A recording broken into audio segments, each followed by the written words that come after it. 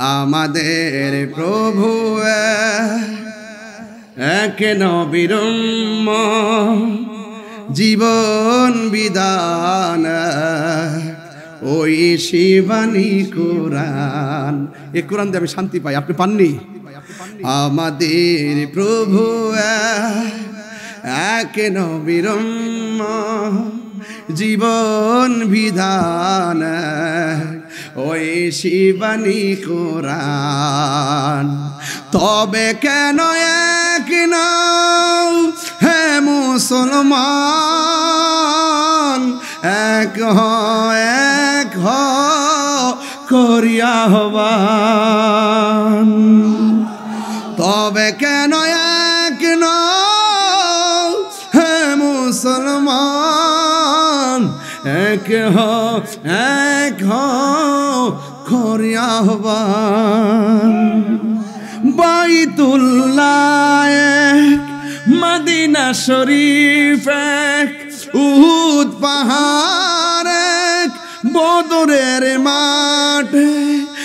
একটা তো জীবন আর মরণ তো একটাই, একটা তো জীবন আর মরণ তো একটাই, একই সাথে মিলে মিশে একটাই প্রাণ। তবে কেন এক নাও হে মুসলমান, এক করিয়া হবান আমাদের প্রভু। এই দেশটা কাহারও একা নয়, এই দেশটা সবার। কথা বলেন ঠিক কিনা? আমি আপনি আমরা সকলে সবান্ধবে এই দেশটাকে সুন্দর করে সাজাতে চাই। কথা বলেন ঠিক কিনা? যেখানে মারামারি থাকবে না, যেখানে কাটাকাটি থাকবে না, যেখানে রাহাজানি থাকবে না, যেখানে খুন থাকবে না, যেখানে গুম থাকবে না, যেখানে সন্ত্রাসী থাকবে না, যেখানে দুর্নীতি থাকবে না, যেখানে হত্যা থাকবে না, যেখানে গুম থাকবে না, থাকবে শুধু শান্তি, থাকবে শুধু ভালোবাসা, থাকবে শুধু নবীর মহব্বত। হাত তুলে বলেন ঠিক কিনা বলেন? যেই দিন মানুষ নাফসি নাফসি নাফসি নফসি নফসি বলে কাঁদবে, আল্লাহর ছায়া বিনে কোনো ছায়া থাকবে না। কেউ যার যার গুনাহ অনুযায়ী মানুষ সাঁতার কাটবে, কেউ গিরা পানির মধ্যে সাঁতার কাটবে আর চোখের পানি ফালাইয়া কাটবে, কেউ হাঁটু পানিতে সাঁতার কাটবে, চোখের পানি ফালাইয়া কাটবে, কেউ কোমর পানিতে সাঁতার কাটবে, চোখের পানি ফেলে কাটবে।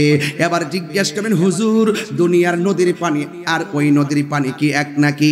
আমি বলবো না না, ওই দিন পৃথিবীর কোনো জায়গায় কোনো পানি থাকবে না, একটা দেশের মধ্যে পানিটা উঠবে। ওই পানিটার নাম হলো সিরিয়া বা শাম। ওই শাম দেশের মধ্যে সেই মাঠটা হবে, ওই মাঠের পানি নদীর পানি হবে না। যার যার গুনাহ যতটুকুন তার শরীর থেকে ঘাম ঝরে পড়বে ততটুকুন, যার গুনাহ যতটুকুন তার ঘাম পড়বে নিচে ততটুকুন। মাথার 8 বিঘা দুপুরে সূর্যটা থাকবে, ওই সূর্যটা মাথার তালুর মধ্যে লাগবে আর মাথার খুলিটা সেকেন্ডের ভিতরে উড়ে যাবে। আর মাথার ভিতরে যে মগজটা আছে, এই মগজটা ভাতের মারের মতন ছিটে ছিটে ডানে বামে পড়বে। এত কঠিন একটা মাঠ। আমার নবী কয়, ওই মাঠে যদি পৃথিবীর কোনো মা সন্তান প্রসব করত, তাইলে নিজের জানটা বাঁচাইতে যায় আর সন্তানের পেটের মধ্যে দাঁড়ায়া যায় তো জানটা বাঁচানোর জন্য। এমন একটা কঠিন দয়া মায়াহীন একটা মাঠ হবে রে। কেউ গিরা পানিতে সাঁতার কাটবে, কেউ হাঁটু পানিতে সাঁতার কাটবে, আর শরীর থেকে যে পানিটা ঝরবে, এই পানিটা দুনিয়ার আগুন যতটুকু গরম এর চাইতে 70 গুণ গরম হবে সেই পানিটা। পোল্ট্রি মুরগি যেমন করে মেশিনে দিলে পাখাগুলা যেমন করে শরীর থেকে আলাদা হয়ে যায়, হাঁস দেখবেন গরম পানির মধ্যে দিলে যেমন করে হাঁসের পশমগুলা যেমনি উঠে ফেলে। এ যুবক ভাইয়েরা, ওই হাসরের ময়দানে যেই দিন মাথার উপরে সূর্যটা লাগবে, শরীর থেকে যে পানিগুলা ঝরবে, পানিগুলা যখন পায়ের মধ্যে লাগবে, পায়ের হাড্ডি থেকে গোশতগুলো আস্তে করে আলাদা হয়ে যাবে। কেউ কোমর পানিতে সাঁতার কাটবে, কোমর পানিতে গোশতগুলো খুলে যাবে, কেউ গলা পানিতে সাঁতার কাটবে, অল বডির মধ্যে যে রকম গোশতগুলো আছে সবগুলা গরম পানিতে খুলে যাবে। কঙ্কালের মতন চোখের পানি ভালো। আল্লাহু আকবার কর না কেন? আরে কঙ্কালের মতো মানুষ সবাই নাফসি নাফসি বলে কাঁদবে। দুনিয়ার বাড়িতে আগুন লাগলে, আজকে যদি জল করিয়ার গ্রামে আগুন লাগে, ফায়ার সার্ভিস আগুন নিভাবে। ডন ভাই হয়তো দূরে আসবে, আশরাফি ভাই দূরে আসবে, জুবাইদুল দূরে আসবে, এরা দূরে দূরে আইসা বলবে, মনজিরুল দূরে আসবে, এরা দূরে আইসা বলবে আগুন আগুন। ফায়ার সার্ভিস পিছে যে আগুন নিবাইবে ওসি মহোদয় আসবে, কিন্তু হাসরের ময়দানে একটার সামনে আর একটা কষ্ট করতেছে। একজনের কষ্টের ভাগ ওই কবরেও নেওয়ার সুযোগ নাই রে বাবা। হাসরের ময়দানে কেউ কাউকে চিনবে না, কথা বলেন ঠিক কিনা? আমার নবী আপনার নবী বলেন বেনামাজিকে তিনটা শাস্তি কবরে দেওয়া হবে। একটা শাস্তি হলো ডান পাশের মাটিগুলো এক প্রান্তে যাবে, বাম পাশের মাটিগুলো আরেক প্রান্তে যাবে। দুই পাশের মাটিগুলো এমন ভাবে চাপা মারবো রে রংপুরের বাবা, ডান পাশের হাড্ডিগুলো বাম পাশের হাড্ডির ভিতরে ঢুকে যাবে, বাম পাশের হাড্ডিগুলো ডান পাশের হাড্ডির ভিতরে ঢুকে যাবে। আমার হাতের মধ্যে টিস্যু আছে, দেখতে দেখা যায় অনেক সুন্দর স্কোয়ার, কিন্তু আমি যখন মুট করলাম এই স্কোয়ারটা চোখের পলকে গোল হয়ে গেল, হাতের মুঠের মধ্যে চলে আসলো। কবরটা দেখা যায় অনেক পাশ, লাশটা অনেক লম্বা, কিন্তু আমার নবী বলেন বেনামাজি হইয়া যারা কবরে যাবে ডান পাশের মাটিগুলো এক প্রান্তে যাবে, বাম পাশের মাটিগুলো আরেক প্রান্তে যাইয়া এমন জোরে একটা চাপা মারবো একদম হাড্ডিগুলারে গুড়া বানাইয়া ফেলাইবো। এই বান্দাটা কবরে চাপ খাইয়া আল্লাহরে ডাক দিয়া বলবো আল্লাহ একবারে মাইরা শেষ করে ফেলাও, আর সহ্য হয় না, আর না হয় আবার দুনিয়াতে দাও। দুনিয়ার মধ্যে নামাজ না পড়লে কবরে যদি এমন আযাব হইব, আগে যদি জানতাম জীবনে কোনোদিন নামাজ ছাড়তাম না। আমি দেখেছি আজকে আমাদের থানার সদরের থানার যে প্রশাসন ওসি মহোদয় পুরা স্টাফ নিয়ে পুরা রাস্তায় সামনে পিছনে আমাকে প্রোটেক্ট দেওয়ার জন্য যেভাবে মাহফিল পর্যন্ত এনে আমাকে স্টেজে তুলেছেন, মনে হয়েছে যেন রংপুরের মাহফিলটার সম্পূর্ণ একটা স্বেচ্ছাসেবকের মতন দায়িত্ব নিয়ে প্রশাসন আমাদেরকে রেসপন্স করছেন। এতেই প্রমাণিত হয় যে এই এলাকার মানুষগুলো প্রশাসনের মাধ্যমে খুব শান্তিপ্রিয়, কথা বলেন ঠিক কিনা বেটে? তো ভাইয়ের আমার, আর আপনারা ব্যক্তিগতভাবে জানেন আমি প্রশাসন বান্ধব মানুষ, আর প্রশাসন বান্ধব মানুষ হয়ে সারা দেশে আমি অনেক কথা বলি, কিন্তু আজকে রংপুর এসে দেখলাম যে রংপুরের প্রশাসন আমার সাথে এমন আচরণ, এমন ভালোবাসার বহিঃপ্রকাশ ঘটিয়েছেন, মনে হচ্ছে যেন প্রশাসন তাহিরি বান্ধব। এই যে দুইটা কমিউনিকেট, এই যে আমি আপনি, এই দুইটা হৃদয়ের সাথে যে হৃদয়ের ভালোবাসা, দুইটা মনের সাথে যে দুইটা মন, হৃদয়ের প্রতি হৃদয়ের যে তীব্র আকর্ষণ, এটাকেই প্রেম বলে, এটাকেই ভালোবাসা বলে। এই ভালোবাসা যেই ঘরে আছে সেই ঘর শান্তিতে আছে, এই ভালোবাসা যেই সমাজে আছে সেই সমাজ শান্তিতে আছে। পারস্পরিক শ্রদ্ধার ভালোবাসা যেই দেশে প্রতিষ্ঠিত হবে সেই দেশ শান্তিময় বাংলাদেশ হবে, কথা বলেন ঠিক না? আপনারা দেখেছেন আমি কিন্তু হাতে একটি পতাকা বাড়ি থেকে নিয়ে এসেছি, মারহাবা বলেন। এই পতাকাটা নিয়ে এসেছি আমি কারণ মেসেজ দিতে চাই এই দেশটা কাহারও একা নয়, এই দেশটা সবার, কথা বলেন ঠিক না? আমি আপনি আমরা সকলে সবান্ধবে এই দেশটাকে সুন্দর করে সাজাতে চাই, কথা বলেন ঠিক না? যেখানে মারামারি থাকবে না, যেখানে কাটাকাটি থাকবে না, যেখানে রাহাজানি থাকবে না, যেখানে খুন থাকবে না, যেখানে গুম থাকবে না, যেখানে সন্ত্রাসী থাকবে না, যেখানে দুর্নীতি থাকবে না, যেখানে হত্যা থাকবে না, যেখানে গুম থাকবে না, থাকবে শুধু শান্তি, থাকবে শুধু ভালোবাসা, থাকবে শুধু নবীর মহব্বত। হাত তুলে বলেন ঠিক কিনা বলেন? আমার ভাইরা,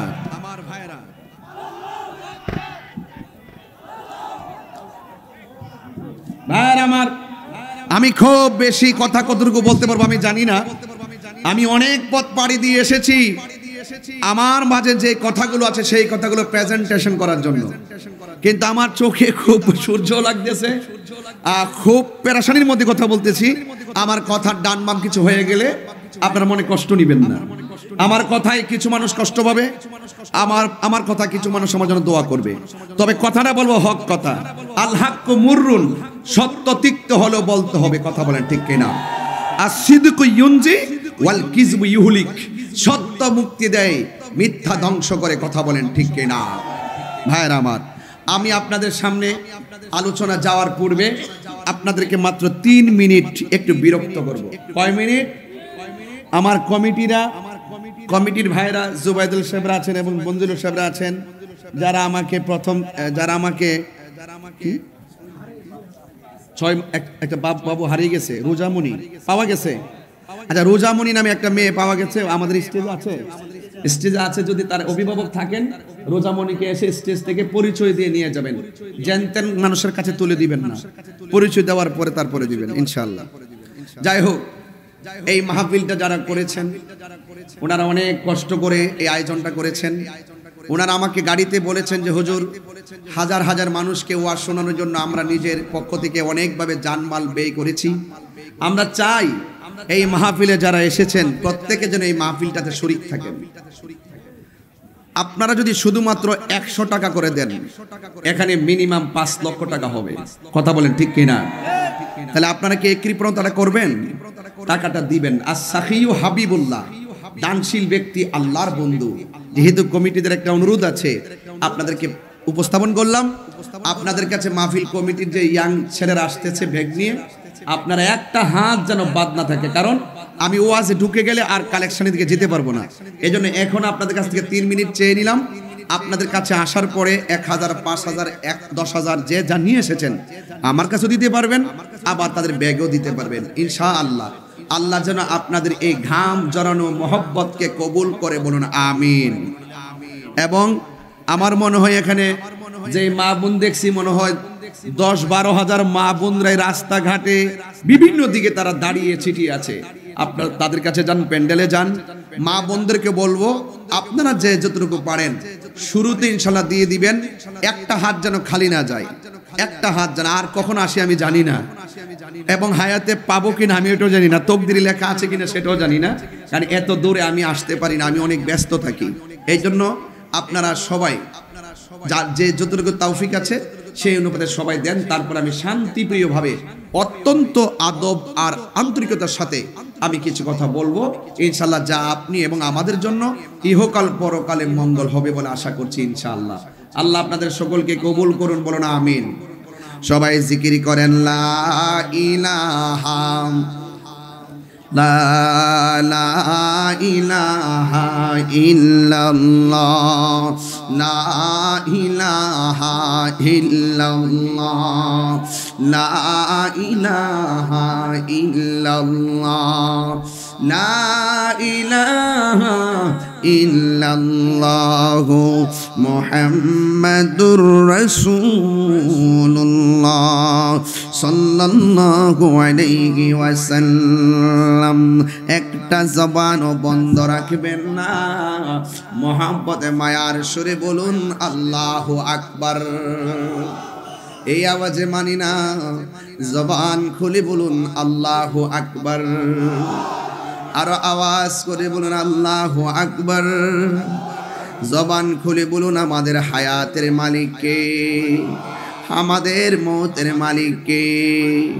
এই মাহফিলে এনেছেন কে? আমার আল্লাহ রাব্বুল আলামিন আমাদেরকে এনেছেন। এই জন্য আমার যুবক ভাইয়েরা, আমি যে এসেছি এখানে আমার বংশীয় কোনো পরিচয় নাই। এই আমি যে রংপুরে এসেছি, এই এলাকার মধ্যে আমার আত্মীয়তার সম্পর্ক নাই। আমি যে এই এলাকার মধ্যে এসেছি, একটা মানুষকেও আমি অতীতে কখনো দেখি নাই, চিনি নাই। শুধুমাত্র যারা দাওয়াত করেছেন, যারা রিসিভ করেছেন তাদেরকে আজ দেখেছি। প্রথম দেখাতেই অনেকে ভালোবাসা হয়েছে। আমার যুবক ভাইয়েরা, আমার দেশ ব্রাহ্মণবাড়িয়া, আপনার বাড়ি হলো রংপুর, কিন্তু যে যেখানে বাস করি না কেন, আপনারা বলেন ব্রাহ্মণবাড়িয়ার কোরআন যেটা, রংপুরের কোরআনও সেইটা। আমার ব্রাহ্মণবাড়িয়া, আমরা যেই নবীর উম্মত, আপনারা রংপুরের মানুষও সেই নবীর উম্মত। কথা বলেন ঠিক কিনা? এই জন্য আমার ভাইয়েরা পায়ের মধ্যে হাত দিয়ে বলে দিয়ে যায়, এই জন্য আপনার সঙ্গে আমার জীবনেও যদিও দেখা না হতে পারে, কিন্তু আমরা একজন আরেকজনের এমন কাছে হয়ে গেছি। আল্লাহ রাব্বুল আলামিন কোরআনের মধ্যে বলে দিয়েছেন, কোরআনের মধ্যে বলে দিয়েছেন এক মুমিন আর এক মুমিনের ভাই। কথা বলেন ঠিক কিনা? এই জন্য আমার যুবক ভাইয়েরা, কোরআন শরীফ আমার রহমাতুল লিল আলামিন, আমরা সবাই নবীর উম্মত। এই জন্য যুবক আমরা একজন আরেকজনের সাথে সম্পর্ক যদিও দেখা না হয় অন্ততপক্ষে এই অভূতপূর্ব মিলনের মোহনায় পৃথিবীটাতে আমার আল্লাহ সাজিয়ে দিয়েছেন। আপনারা জবান খুলে বলুন ইবাদত পাওয়ার মালিক একজন, জবানটা খুলে বলুন তিনি কে? এখন প্রশ্ন হলো, আপনি তো রংপুর কোনোদিন আসেন নাই, আপনার ডানে বিপদ, আপনার বামে বিপদ। বাবারা কথা বলবেন না প্লিজ, আওয়াজ করবেন না, আওয়াজ করবেন না, এত কাছে এসে আওয়াজ করবেন না প্লিজ। কারা টাকা দিয়েছেন একটু হাত তোলেন তো দেখি, আপনারা সামনে যারা আছেন মোটামুটি ওনারা আপনার টাকা তুলতে চান নাই? আচ্ছা, আসে না এখনো? আচ্ছা, হাত নামান, আরো দূরে যান। যারা বাদ থাকবেন আবার আরো কিছু লোক আসবেন, তাদেরকে আবার বলবো দেওয়ার জন্য ইনশাল্লাহ। তবে আমার এক জুবাইদুল সাহেব এবং জাকির হোসেন দিলেন 1000 টাকা, জুবাইদুল সাহেব দিলেন 1000 টাকা। মারহাবা। আরো যারা নিয়ে এসেছেন 5000 10,000 দিয়ে দিবেন, কারণ একটা মাহফিল করতে অনেক কষ্ট হয়। আল্লাহ যেন আপনাদের সকলকে তাদের পাশে থেকে তাদেরকে উৎসাহ দিবেন, আগামীতে যেন আরো বড় হুজুর এনে মাহফিল করাইতে পারে। আমি তো ছোট হুজুর, কিন্তু আরো বড় বড় হুজুর নিয়ে আসবেন এখানে ইনশাআল্লাহ। আপনার সাহস দেন, ওদের হিম্মত আছে, দেখলাম ওদের হিম্মত আছে, সাহস আছে। ওদের পা মচকায় কিন্তু ভাঙ্গে না। কথা বলেন ঠিক না বেঠিক? এদের মন আছে। মারহাবা বলেন না কেন? মনে রাখবেন, মনের জোর সবচেয়ে বড় জোর, ঠিক না? আমি যে এসেছি এখানে, আমার কে পক্ষের লোক বিপক্ষের লোক এগুলো কি ভাবছি? কোনো কিছু ভাবি নাই। আল্লাহ কোরআনে বলছেন ডানে বিপদ, সামনে বামে বিপদ, সামনে বিপদ, পিছনে বিপদ, শুধু বিপদ আর বিপদ। কিন্তু তোমার অন্তরে যদি আল্লাহর ভয় থাকে, তোমার কোনো টেনশন করার দরকার নাই, কারণ তোমাকে প্রোটেক্ট দেওয়ার জন্য একজনই যথেষ্ট। জবানটা খুলে বলুন তিনি কে? তাইলে আজকের ওয়াজের বিষয় কি? আল হালাতুল ইজতিমাইয়া ওয়াত তাকওয়া, সামাজিক অবস্থা এবং তাকওয়া। আমি ওয়াজটা শুরু করব তাকওয়া দিয়ে। যখন তাকওয়া অন্তরে চলে আসবে, সমাজের ব্যবস্থা এমনিতে ঠিক হয়ে যাবে। কথা বলেন ঠিক কি না? আমরা ভয় করব একজনকে, তিনি কে? আল্লাহ পাক। এই কোরআনটা, এই কোরআনের শুরুতে আমরা তো অনেক সময় কোরআন পড়ি না, পড়লো দেখেন কোরআনের অর্থ বুঝি না। হাতে কোরআন নেই, কোরআন রমজান মাসে খতম দেই, কিন্তু দেখা যায় কোরআনের অর্থ যে কি বলে সেটা দেখেন। আল্লাহ পাক কোরআনের শুরুতে কিন্তু বলে দিয়েছেন, এই যে কিতাব, এটার শুরুতে লিখেছেন আলিফ লাম মিম। বলুন তো এটার অর্থ কি? আপনি পারবেন না, আপনার এটা বোঝার ক্ষমতা নাই। তবে এটার অর্থ আল্লাহ এবং তার রাসূল ভালো জানেন। সুবহানাল্লাহ বলবেন না?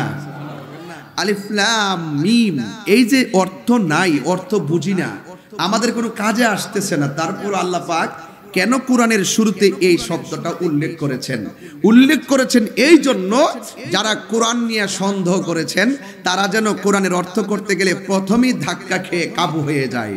এই জন্য কোরআনের শুরুতে আলিফ লাম মিম, এই আল হুরুফুল মুকাত্তাআত গুলো দিয়ে ওই কোরআনের সত্যতার ব্যাপারে যারা চ্যালেঞ্জ করেছিল তাদেরকে স্তব্ধ করে দিলেন। কথা বলেন ঠিক কিনা? এরপর বলতেছেন যে জালিকাল কিতাবু লা রাইবা ফি, এই কিতাবটা এমন একটা কিতাব যেই কিতাবের মাঝে কোনো সন্দেহ নাই। এখানে জালিকাল কিতাবু লা রাইবা বলেছেন, লা শাক্কা বলে নাই। লা রাইবা মানে হলো এটাতে চুল পরিমাণ কোনো সন্দেহ নাই। আর এই কোরআনটা হলো হুদাল্লিল মুত্তাকিন, মুত্তাকিনদের জন্য পথ প্রদর্শনকারী। আর মুত্তাকিন কাকে বলে? যাদের অন্তরে তাকওয়া আছে। তাকওয়া মানে কি? আল্লাহর ভয়। এটাই আমার আলোচ্য বিষয়। মারহাবা জোরে বলেন। আমি যদি তেলাওয়াত করি আপনাদের মনে কি কষ্ট লাগবে? একটু বড় করে আল্লাহকে ডাক দিবেন। রাজি আছেন তো সবাই ইনশাআল্লাহ? আর মাঝে মাঝে ব্যাগ নিয়ে গেলে আপনারা একটু হাদিয়াগুলো দিয়ে দিবেন ইনশাআল্লাহ। আমি বারবারই মেসেজটা দিব, দিলে আপনার লস নাই, আপনার লাভ আছে। কারণ আজকে দেখেন সূর্যটা আমার চোখে লাগতেছে, আমি কিন্তু জোর করে চোখ খুলে রাখতেছি। সিলেট থেকে প্রোগ্রাম করে এসেছি, সকালে ঘুমাই নাই, এরপর আবার একদম ডাইরেক্ট চলে এসেছি। মানে কোনোভাবেই রিল্যাক্স আজকে করতে পারি নাই, সবকিছু ভাগ্য। এরপরও আমি আমার জায়গা থেকে যতটুকু আলোচনা করব, কিন্তু সূর্যের তাপ লাগতেছে।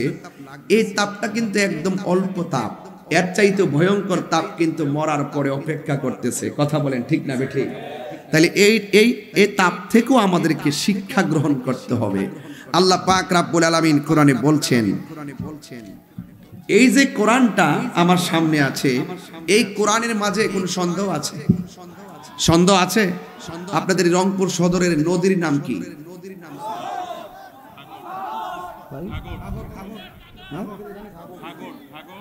ঠাগর, ঠাগর, তিস্তা। তিস্তাটাই তো বড়। আচ্ছা, কুড়িগ্রাম তো তিস্তাই। আচ্ছা, সব তিস্তাই। এই এলাকার কোরআন শরীফ যদি সবগুলোকে একটা বস্তার ভিতরে ঢুকাইয়া তিস্তা নদীর মধ্যে, রংপুরে তিস্তা নদীর মধ্যে ভাসিয়ে দেন, আপনারা বলুন তো কোরআন কি ধ্বংস হয়ে যাবে? কথা বলেন না, বড় করে বলেন না কেন? আমার সাথে কিন্তু আওয়াজ করতে হয়। আমি ওয়াজও করি আবার আওয়াজও করি। ওয়াজ করি আপনার আমার হেদায়েতের জন্য, আর আওয়াজ করি নাস্তিক মুরতাদকে সাইজ করার জন্য। আমি কি বোঝাতে পারছি? সবকিছু লাগে, শুধুমাত্র খানকার মধ্যে বসে বসে আল্লাহ আল্লাহ জিকির করে মুরাকাবার নাম ইসলাম নয়। কখনো কখনো তলোয়ার নিয়ে মাঠে নামার নামও ইসলাম। আমি কি বোঝাতে পারতেছি আপনাদেরকে? আমি আরেকটু সামনে গুছাই নেই। আপনারা বলেন, কোরআন শব্দটা যদি তিস্তা নদীর মধ্যে বাসি দেওয়া হয় এবং ঠাগর নদীতে যদি কি কইডারে খাগর, ও খাগট, এ বানান করে বলবেন না, আমার পেস লাগে। খাগট, খা গট গট, মারহাবা গট। আর আমাদের নদীর নামটা জানেন, ব্রাহ্মণবাড়িয়া তিতাস নদীর পার অবস্থিত। মারহাবা বলেন।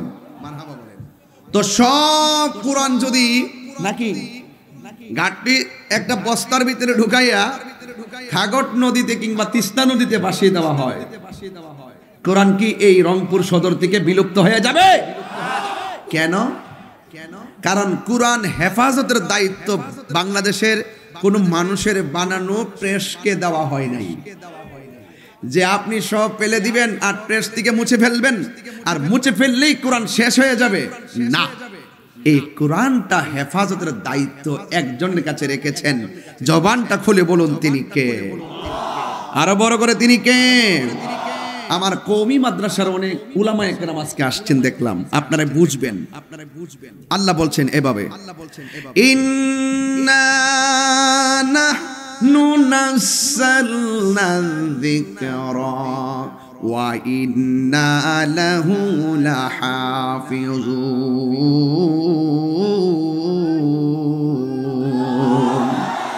আল্লাহ রাব্বুল আলামিন বলেছেন, নিশ্চয়ই আমি কোরআন নাজিল করেছি, এই কোরআনকে হেফাজতের দায়িত্ব আমি আল্লাহ কাউকে দেই নাই। এই কোরআনকে হেফাজতের দায়িত্ব আমি আল্লাহর হাতে রেখে দিয়েছি। জুরি জুরি কি সুবহানাল্লাহ বলা যাবে না? সুদীর্ঘ 23 বছরে অবস্থার আলোকে এই কোরআনুল কারীমটা নাজিল হয়েছে। এ বন্ধু, কোরআন আমার নবীজি মক্কায়, জিবরাইল আলাইহিস সালাম কোরআন নিয়ে আসছেন মক্কায়। আমার নবী হেরা গুহায়, জিবরাইল আলাইহিস সালাম কোরআন নিয়ে গেলেন হেরা গুহায়। আমার নবীজি মদিনায়, কোরআন জিবরাইল নিয়ে এসেছেন মদিনায়। আমার আল্লাহ বলেন, হ্যাঁ জিবরাইল, আমার বন্ধু নবী যেতাই তুমি কোরআন নিয়ে যাবে সেতাই। আপনারা জবান খুলে বলুন, কোরআনের মধ্যে যাররা পরিমাণ কোনো সন্দেহ আসেনি? যালিকাল কিতাবু লা রাইবা ফীহি হুদাল লিল মুত্তাকিন।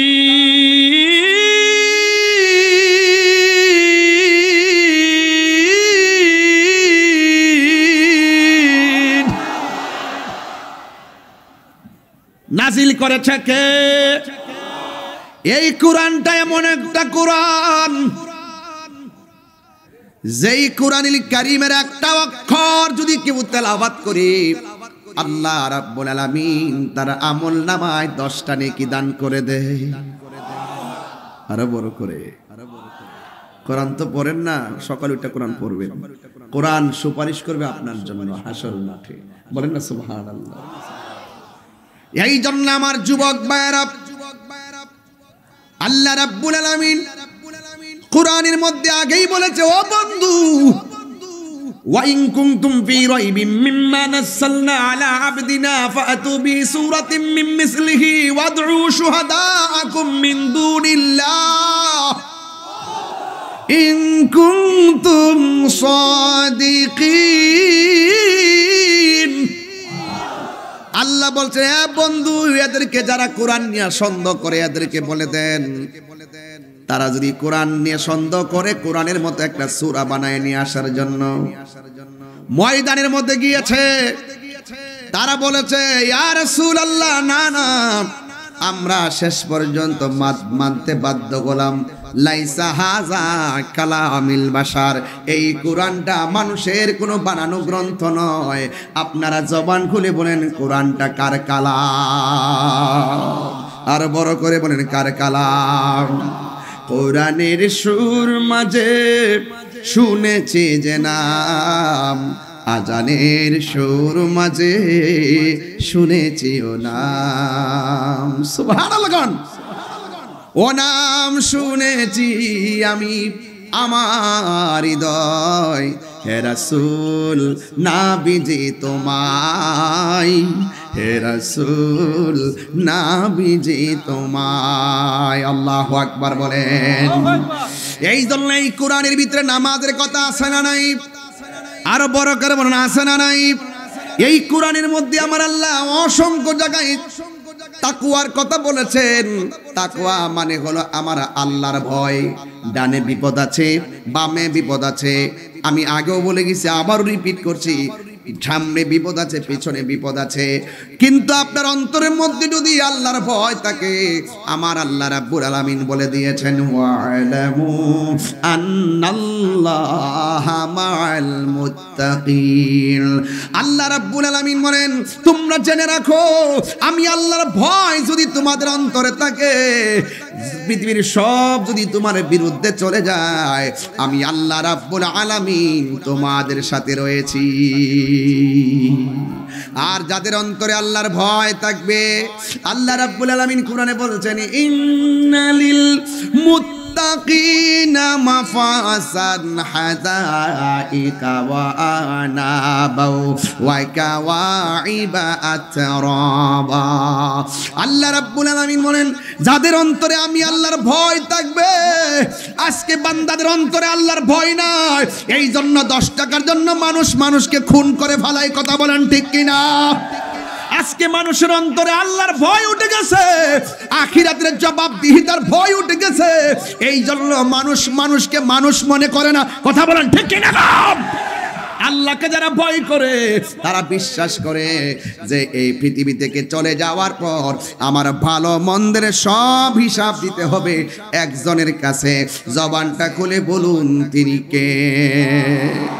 এই জন্য আমার যুবক ভাইয়েরা, আমার আল্লাহ বলছেন, নিশ্চয়ই যারা আমি আল্লাহকে ভালোবাসবে, আমি আল্লাহ রাব্বুল আলামিনকে ভয় করবে।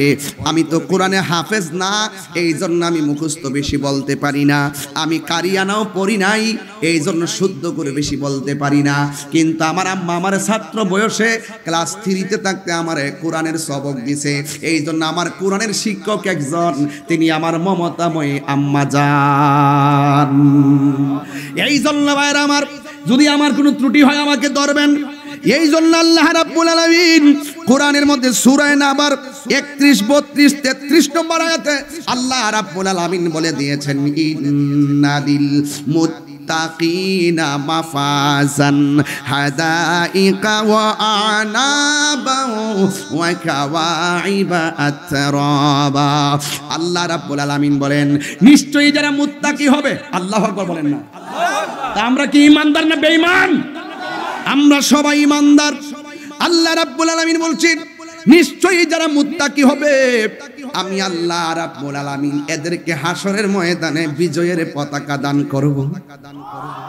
শুধুমাত্র তাই নয়, আমি আল্লাহ রাব্বুল আলামিন একটা নয়, দুইটা নয়, হাদি কাতুনের জমা হলো প্লুরাল, হাদা এক। সুবহানাল্লাহ। আমি আল্লাহ রাব্বুল আলামিন ওই মুত্তাকিদেরকে হাসরের ময়দানে একটা নয় দুইটা নয়, আমি আল্লাহ তাদেরকে অসংখ্য আঙ্গুর ফলের বাগান দিয়ে দিব। একটা আঙ্গুর ফল পৃথিবীর চাইতে আরো বড়। এই নিয়ামত দিবে কে? এই জন্য আল্লাহ বলছেন, এই যুবক, ওয়াজ বাড়িতে নিয়ে যাবেন। এই জন্য রাতের বেলা দরজা লাগাইলেন, জানালা লাগাইলেন, সব লাগালেন, লাইট বন্ধ করলেন, মদের একটা বোতল হাতের মধ্যে নিলেন, আর বোতলটা খুললেন, খুলে বুকের ভিতরে ঢুকাবেন। ডানে তাকাইলেন, কেউ নাই। বামে তাকালেন, কেউ নাই। সামনে তাকালেন, কেউ নাই। পিছনে তাকালেন, কেউ নাই। রাত্র গভীর হয়ে গেছে, সব মানুষ ঘুমের ঘরের ভিতরে, কিন্তু আপনি মুখের ভিতরে মদের বোতলটা খুললা ভিতরে মদ ঢুকানোর সময় আর মনে মনে ভাবতেছেন, আমার পৃথিবীর কেউ দেখে না, আমাকে আমার আল্লাহ দেখতেছে। মদের বোতলটারে হাতের মধ্যে নিয়ে না খাইয়া মাটির মধ্যে ঢিল মাইরা ফালাইয়া বোতলটারে ভাঙ্গা ফালাইছেন। এটার নামই হইল তাকওয়া। আরে হাত তুলে বলেন আল্লাহু আকবার বলেন না কেন? প্রকাশ্য গুনাহ করলে দেখে কে? গোপনে গুনাহ করলে দেখে কে? আল্লাহ রাব্বুল আলামিন বলেন, যারা আমি আল্লাহকে ভয় করে, আমি আল্লাহকে ভয় করার পরে পাপ কাজ ছেড়ে দিবে, আল্লাহ রাব্বুল আলামিন কোরআনের মধ্যে বলে দিয়েছেন, ওয়ালিমান খাফা মাকামা রাব্বিহি জান্নাতান। আমি আল্লাহকে ভয় করে যারা গুনার কাজ ছেড়ে দিবে, আল্লাহর হাবিব সাল্লাল্লাহু তাআলা আলাইহি ওয়াসাল্লামের উপর আল্লাহ যে কোরআন নাজিল করেছেন, এই কোরআনের মধ্যে আমার আল্লাহ রাব্বুল আলামিন সুন্দর করে বলে দিয়েছেন, আমি আল্লাহকে ভয় করে যারা গুনার কাজ ছেড়ে দিবে, আমার আল্লাহ রাব্বুল আলামিন কোরআনে বলতেছেন, ওয়ালিমান খাফা মাকামা রাব্বিহি জান্নাতান। আমি আল্লাহকে ভয় করে গুনার কাজ ছেড়ে দেওয়ার কারণে আমি আল্লাহ তারে একটা জান্নাত দিব না। জান্নাত মানে হলো এক বচন, জান্নাতুন বহু বচন, জান্নাতান দুই বচন। আর আল্লাহ রাব্বুল আলামিন বলতেছেন, যারা আমি আল্লাহকে ভয় করে পাপের কাজ ছেড়ে দিবে, যেমন মনে করে সারা দিন পোলাপান অশ্লীলতার মসজিদে থাকে, ফেসবুকের মধ্যে পড়ে থাকে, আজকে মাহফিলের মধ্যে আইসা ফেসবুকের মধ্যে তারা ডুবে নাই, দুনিয়ার পাল্লায় পড়ে নাই, গান বাদ্যের আড্ডায় যান নাই, অশ্লীলতার সাগরে ডুব দেন নাই, প্রেম সাগরে লাভ দিয়েছেন, কাম সাগরে লাভ দেন নাই, ববের বাজারে যান নাই, বাবের বাজারে এসেছেন। আশেক এশকের কথা আশেকের কাছে বলতে হয়, বাবের কথা ভাবুকের কাছে বলতে হয়, বাবা প্রেমের কথা প্রেমিকের কাছে বলতে হয়, রসের কথা রসিকের কাছে বলতে হয়, যে যার সিনে সে তারে কিনে। আমার আল্লাহ বলেন, আমি আল্লাহকে ডরাইয়া, আমি আল্লাহকে ভয় পাইয়া যারা গুনার কাজ ছেড়ে দিবে, আমি আল্লাহ রাব্বুল আলামিন তার প্রতি এমন রাজি হইয়া যায়, আমি আল্লাহ তারে দুইটা জান্নাত দান করে দিব। আর বড় করে বলেন না আল্লাহু আকবার। ওই জান্নাত আমরা চাই কি চাই না? আর বড় করে বলো, চাই কি চাই না? ও যুবকের দল, আমার আল্লাহ রাব্বুল আলামিন হাবিব বলেছেন, ইত্তাকু ফিরাসাতাল মুমিন ফা ইন্নাহু ইয়ানজুরু বিনুরিল্লাহ। আল্লাহ রাব্বুল আলামিন হাবিব বলেন, তোমরা আল্লাহকে ভয় করো, অন্তরের মধ্যে যার তাকওয়া থাকবে, আল্লাহর ভয় থাকবে, এই ছেলেটা কোনোদিন দুধের সঙ্গে পানি মিশাইতে পারে না। কথা কয় না? ওয়াজ বুঝেন নাই?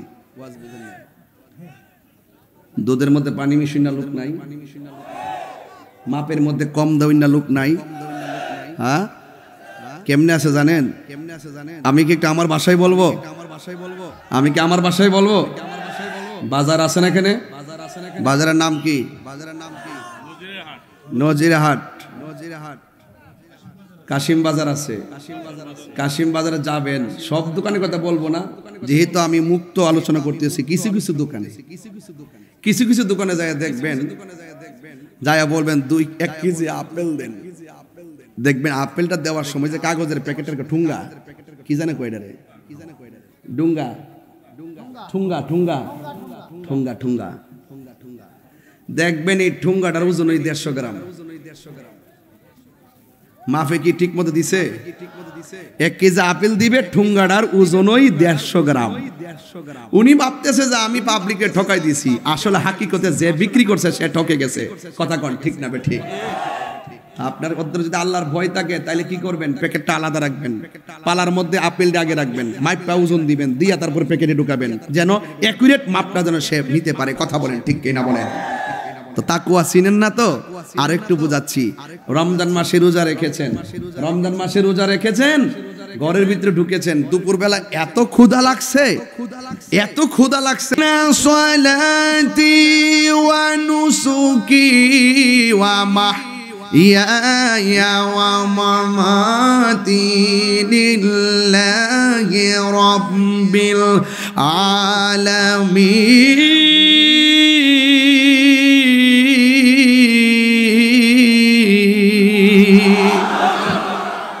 আল্লাহু আকবার, জোরে বলেন। আমার নামাজ কার জন্যে? আমার নামাজ কার জন্যে? আমার নামাজ আল্লাহর জন্যে, আমার রোজা আল্লাহর জন্যে, আমার কুরবানি আল্লাহর জন্যে। জবানটা খুলে বলুন হায়াত এবং মওতের মালিককে। এই জন্য বাড়ির পাশে আলো ক্ষেত, আলো লাগাইলে ঘরে আলো আসবে। আজকে রংপুরের অনেকগুলা জমিন দেখছি, আবাদি জমিনগুলো, আপনার জমিনে যদি আলো লাগান ঘরে আলো আসবে, ধান লাগালে ধান আসবে, ভুট্টা লাগালে ভুট্টা আসবে, গম লাগালে গম আসবে। এই জমিনের মধ্যে যদি কোনো কিছুই না লাগান ঘরের মধ্যে কোনো কিছুই আসবে না, খালি জমিন পড়ে থাকবে, ফসল আর ঘরের মধ্যে উঠবে না। দলিলের মধ্যে পেয়েছি আদ-দুনিয়া মাজরাতুল আখিরা, দুনিয়াটা হলো আখিরাতের কৃষি ক্ষেত। কথা বলেন ঠিক কিনা? এই জায়গার মধ্যে নামাজ পড়লে হাসর ময়দানে যাজা পাবেন, রোজা রাখলে যাজা পাবেন, হজ করলে যাজা পাবেন, যাকাত দিলে যাজা পাবেন, দান করলে যাজা পাবেন। এই জন্য দুনিয়ার জমিনে থাইকা ভালো কাজ করলে আপনি ফসল হিসাবে, নেক হিসাবে আল্লাহ রাব্বুল আলামিন হাসরের ময়দানে যাররা যাররা পরিমাণ আল্লাহ আপনাকে দিবে। আর যদি আপনি দুনিয়াতে থাইকা আল্লাহর কাজ না করেন, দুনিয়ার জমিনে চইলা মিথ্যা কথা বইলা, দুনিয়ার জমিনে চইলা মানুষকে ঠকাইয়া, কবরের ভিতরে যাইয়া জান্নাতের গালিচা পাওয়া যাবে না। কথা বলেন ঠিক কিনা? এই জন্য আমার যুবক ভাইয়েরা, আমার মুরব্বী বাবাজিরা, আমি বলছিলাম তাকওয়ার কথা। তাকওয়াটা হলো এমন জিনিস, তাকওয়া হলো আমার আল্লাহর ভয়। এই আল্লাহর ভয় যার অন্তরে থাকে, এই আল্লাহর ভয়টা শিখে নিব আমরা সাহাবায়ে কেরাম থেকে। সাহাবায়ে কেরামদের মধ্যে এমন কিছু সাহাবী আছে যাদের জীবনী আলোচনা করলে বোঝা যায় তারা আল্লাহর বিধান মানার জন্য কেমন পাগল ছিল, তারা আমার আল্লাহকে কেমন করে ভয় করত। ওই সাহাবীর মধ্যে একজন সাহাবী যার নাম হলো হযরতে ওমর রাদিয়াল্লাহু তাআলা আনহু। চিৎকার মেরে কে আল্লাহু আকবার বলা যাবে না? আরো চিৎকার করে আল্লাহু আকবার। আমি বেশি বেশি আল্লাহর জিকির করাচ্ছি কেন জানেন? এই জিকিরগুলো হলো জান্নাতের বাগানের ফল। আল্লাহু আকবার, সুবহানাল্লাহ, লা ইলাহা ইল্লাল্লাহ, এই শব্দগুলো আপনাকে জান্নাতে নিয়ে যাবে। বুঝতে পেরেছেন? এজন্য আল্লাহর নাম বারবার নিতে বিরক্তি হবেন না, প্রাণ খুলে খুলে আল্লাহকে ডাক দিবেন। আমাদের প্রভু বলবো। আপনার এলাকায় শুনছি এই সঙ্গীতগুলো চলে না, হ্যাঁ কম চলে আর কি, থাক বাদ দেন, দরকার নাই।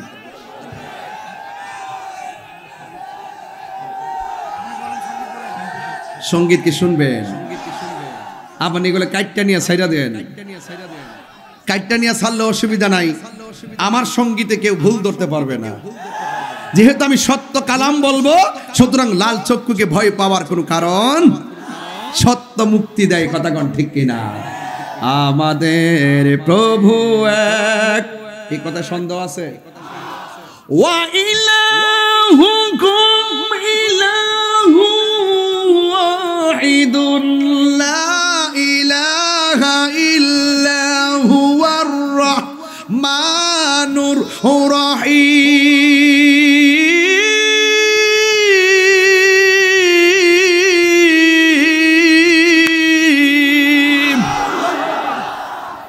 সন্দেহ আছে? আল্লাহ কি দুইজন নাই একজন?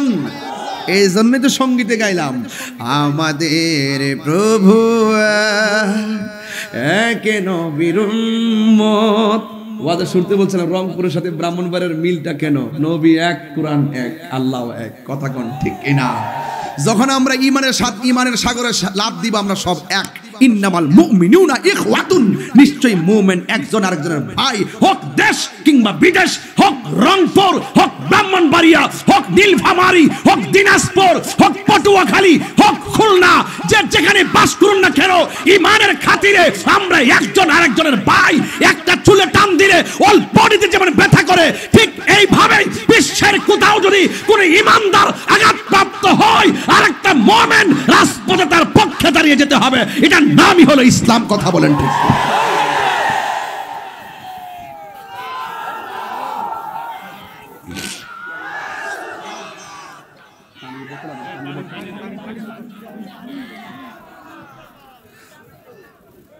আল্লাহু আকবার, জোরে বলেন। আমার কথা কি কষ্ট পান আপনারা? আমি নতুন আসছি, নতুন আসলে নতুন ড্রাইভিং শিখলে মাঝে মাঝে গাড়ি ঘোড়া লাগে না?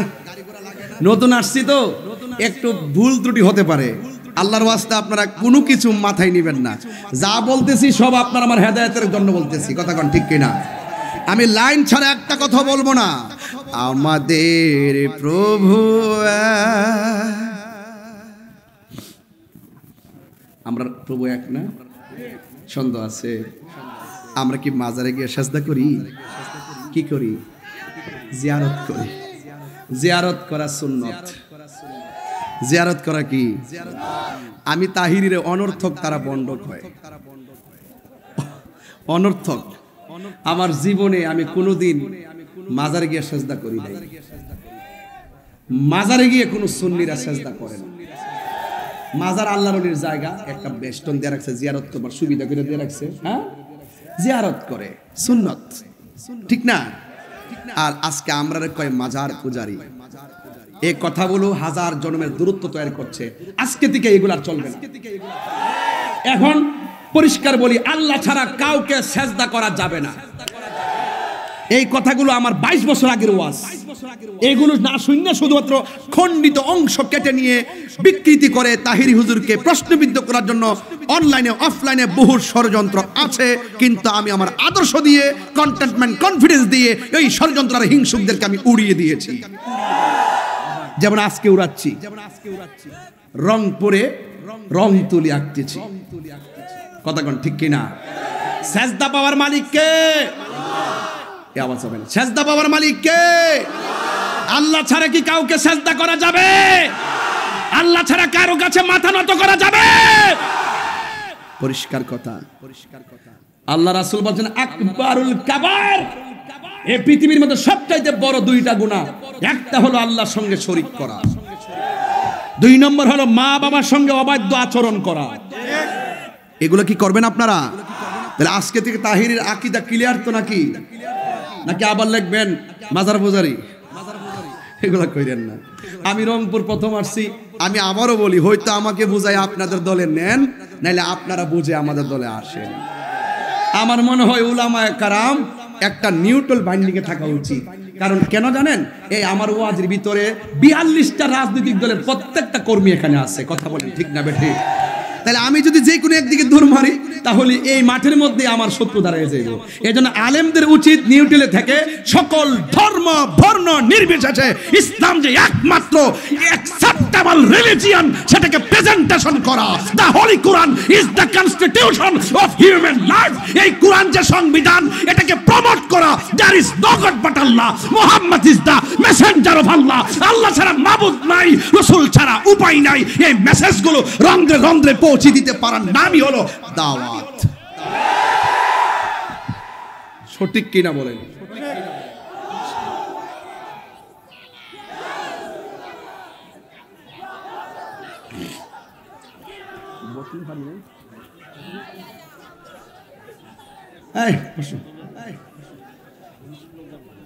এই পর্যন্ত যতটুকু ওয়াজ করেছি, এই পর্যন্ত যতটুকু কথা বলেছি, আমার কথায় কি কোনো ধরনের অসুবিধা হয়েছে? কেউ কি কষ্ট পেয়েছেন? আমি কি কোরআন হাদিসের বাইরে কোনো কথা বলছি? আমি বলছি আল হালাতুল ইজতিমাইয়া ওয়াত তাকওয়া, সামাজিক অবস্থা এবং তাকওয়া, এই দুইটা জিনিস নিয়ে আলোচনা করব। আমি এখনো তাকওয়ার মধ্যে আছি। মারহাবা জোরে বলুন। তাহলে সঙ্গীতটা গাইবেন না আমার সাথে? কোরআন কয়টা? আমাদের প্রভু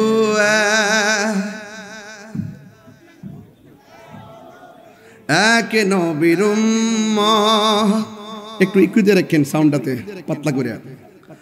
আমাদের প্রভু এক নবীর জীবন বিধান ওই শিবানী কোরআন। এই কোরআন দিয়ে আমি শান্তি পাই, আপনি পাননি? আমাদের প্রভু এক নবীর জীবন বিধান ওই শিবানী কোরআন। তবে কেন এক নাও হে মুসলমান, এক করিয়া হবান। তবে কেন এক নাও হে মুসলমান, এক করিয়া হবান। বাইতুল্লাহ এক, মদিনা শরীফ এক, উহুদ পাহাড় এক, বদরের মাঠ। একটা তো জীবন আর মরণ তো একটাই, একটা তো জীবন আর মরণ তো একটাই, একই সাথে মিলে মিশে একটাই প্রাণ। তবে কেন এক নাও হে মুসলমান, এক করিয়া হবান। আমাদের প্রভু একটা জবানও বন্ধ রাখবেন না, একটা জবানও বন্ধ রাখবেন না। মোহব্বতে মায়ার সুরে বলুন সুবহানাল্লাহ। তাকওয়া কাকে বলে? হযরতে আব্দুল্লাহ ইবনে ওমর রাদিয়াল্লাহু তাআলা আনহু থেকে বর্ণিত, তিনি বলেন, তিনি একটা রাখালের তাকওয়া পরীক্ষা করার জন্য রাখালের কাছে গেলেন। বিলের মধ্যে গেলেন। যাওয়ার পরে রাখালকে ডাক দিয়ে বলে, ও রাখাল, তুমি যে বকরি চড়াইতেছো, তুমি আমারে একটা বকরি দিয়ে দাও, আমি তোমার বকরির দামও দিমু, আবার বকরির গোশত তোমাকে দিব। রাখাল ডাক দিয়া কয়, হ্যাঁ আব্দুল্লাহ ইবনে ওমর, আপনি যে আমাকে বলছেন এই বকরিটা দেওয়ার জন্যে, আপনি তো জানেন আমি একটা মালিকের আন্ডারে চাকরি করি। এই বকরির পালের মালিক আমি নয়, এই বকরির পালের মালিক একজন আছে। ওই মালিকরে না জিজ্ঞাসা করে আমি আপনাকে এই বকরির পাল থেকে একটা বকরি দিতে পারবো না। ওই আব্দুল্লাহ ইবনে ওমর রাদিয়াল্লাহু তাআলা আনহু তিনি বলতেছেন, হে রাখাল, তোমার মালিকরে বলবা একটা বাগে তোমার একটা বকরি নিয়ে গেছে। হ্যাঁ, আমি বলতে পারবো, আমি আপনার কাছে বিক্রিও করতে পারবো। আমার মালিকরে যদি আমি বলি, তাইলে আমি দুনিয়ার মালিকেরই বুঝাইতে পারবো। হ্যাঁ আব্দুল্লাহ ইবনে ওমর, আপনি যে আমাকে বলছেন একটা বকরি দিয়ে দিলে আমার মালিক জানবো না, কিন্তু আপনার কাছে প্রশ্ন, আমার মালিক যদিও না জানে, মালিকের চোখকে আমি ফাঁকি দিতে পারবো। কিন্তু আমি যে আপনার হাতে হ্যান্ডওভার করতেছি, আপনার কাছে যে পাল থেকে হাতে তুলে দিতেছি, এই পৃথিবীর কেউ যদিও না দেখে, আমি সবার চোখ ফাঁকি দিলেও আমার আল্লাহকে আমি কেমনে ফাঁকি দিব? আমি আল্লাহকে ফাঁকি দিয়া, আপনি হন না দামি মানুষ, কিন্তু আপনার কাছে আমি এই বকরি দিতে পারবো না। এটার নাম হলো তাকওয়া, এটার নাম হলো তাকওয়া। ও যুবকের দল, ও পৃথিবীর মানুষ শুনে যান। ইমাম আহমদ ইবনে হাম্বল রাদিয়াল্লাহু তাআলা আনহুর জন্য রুটি বানানো হলো। রুটি বানানোর পর তার সামনে ওই রুটিগুলো নেওয়া হলো। ইমাম আহমদ ইবনে হাম্বল রাহমাতুল্লাহ আলাইহি বলেন, তুমি যে আমার জন্য, বাবা তুমি যে আমার জন্য রুটি বানাইছো, কিন্তু আমার ঘরের মধ্যে তো খামিরা নাই, এই খামিরাটা তুমি কোথায় পাইছো? কই খামিরাটা আনছি পাশের ঘর থেকে। পাশের ঘর থেকে যে আনছো, সে তো কাজীর দায়িত্ব পালন করে, মানে সমাজের মধ্যে বিচার করে, সালিশ করে, তার ঘর থেকে যে তুমি এই খামিরাই না রুটি বানাইছো। আমি জানি যারা বিচার করে এরা কিন্তু বেশিরভাগ ঠিক থাকতে পারে না, কারণ ঘুষ খাইয়া বহুত মানুষ বিচার কাজ করে। কথা বলেন ঠিক কিনা? সমাজের মধ্যে ঘুষখোর আছে না নাই?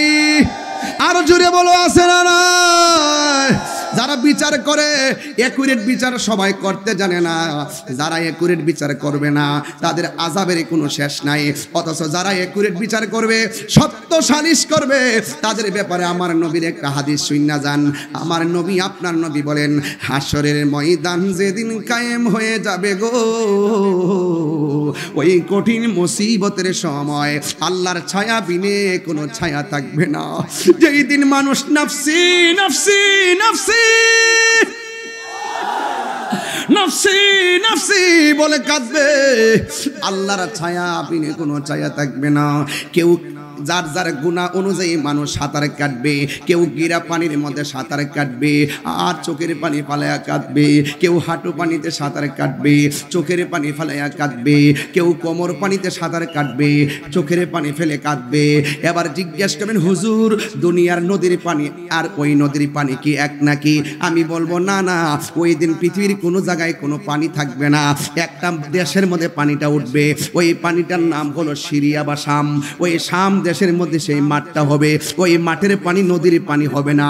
যার যার গুনাহ যতটুকুন তার শরীর থেকে ঘাম ঝরে পড়বে ততটুকুন, যার গুনাহ যতটুকুন তার ঘাম পড়বে নিচে ততটুকুন।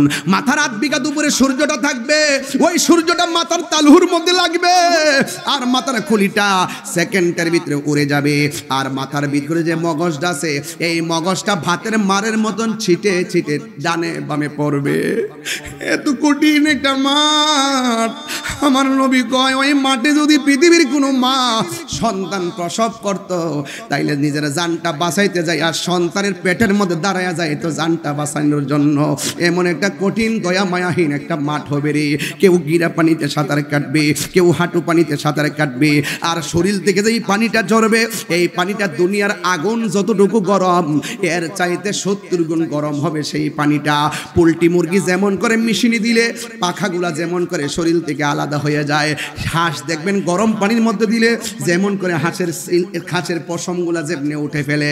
এ যুবক ভাইয়েরা, ওই হাসরের ময়দানে যেই দিন মাথার উপরে সূর্যটা লাগবে, শরীর থেকে যে পানিগুলা ঝরবে, পানিগুলা যখন পায়ের মধ্যে লাগবে, পায়ের হাড্ডি থেকে গোশতগুলো আস্তে করে আলাদা হয়ে যাবে। কেউ কোমর পানিতে সাঁতার কাটবে, কোমর পানিতে গোশতগুলো খুলে যাবে, কেউ গলা পানিতে সাঁতার কাটবে, অল বডির মধ্যে যেই রকম গোশতগুলো আছে সবগুলা গরম পানিতে খুলে যাবে। কঙ্কালের মতন চোখের পানি ভালো। আল্লাহু আকবার কর না কেন? আরে কঙ্কালের মতো মানুষ সবাই নাফসি নাফসি বলে কাঁদবে। দুনিয়ার বাড়িতে আগুন লাগলে, আজকে যদি জল করিয়ার গ্রামে আগুন লাগে, ফায়ার সার্ভিস আগুন নিভাবে। ডন ভাই হয়তো দূরে আসবে, আশরাফি ভাই দূরে আসবে, জুবাইদুল দূরে আসবে, এরা দূরে দূরে আইসা বলবে, মনজিরুল দূরে আসবে, এরা দূরে আইসা বলবে আগুন আগুন। ফায়ার সার্ভিসে যে আগুন নিভাইবে ওসি মহোদয় আসবে। কিন্তু হাসরের ময়দানে একটার সামনে আরেকটা কষ্ট করতেছে, একজনের কষ্টের ভাগ ওই কবরেও নেওয়ার সুযোগ নাই রে বাবা। হাসরের ময়দানে কেউ কাউকে চিনবে না, কথা বলেন ঠিক কিনা? আরে আওয়াজ করেন আল্লাহু আকবার। এই দুনিয়ার মানুষ বড় অসহায় হয়ে যাবে। রাসূল বলেন, সেই দিন আল্লাহর ছায়া বিনে কোনো ছায়া থাকবে না। ওই কঠিন মুসিবতে 7 প্রকারের মানুষকে আমার আল্লাহ আরশে আজিমের নিচে ছায়া দান করবে। এর মধ্যে 1 নম্বর হলো আদেল, ন্যায় বিচারক। এই জন্য আমি ওয়াজের মধ্যে বলছিলাম, তুমি যে রুটিটা বানাইবার জন্য খামিলটা আনছিলাম সে তো বিচারক। এই বিচারকরা তো ঠিক মতো বিচার করে না, ডানে বামে কিছু খায়া ফালায়। খাওয়াইন না সর্দার আছে না নয়? এলাকে চলেনি এগুলা, আবার না আমার দরে কেউ হবার।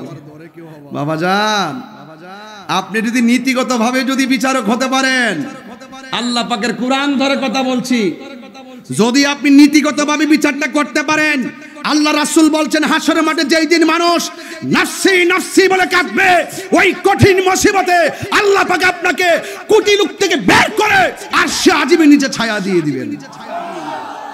আল্লাহ কি আপনাকে সম্মান কম দিছে নাকি? তা আপনি ঘুষ খাবেন কেন?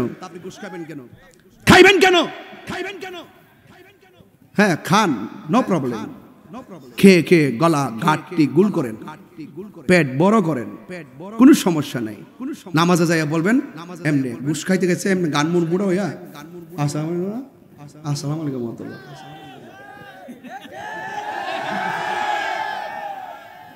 আর নিয়ত বাঁধবো এমনি।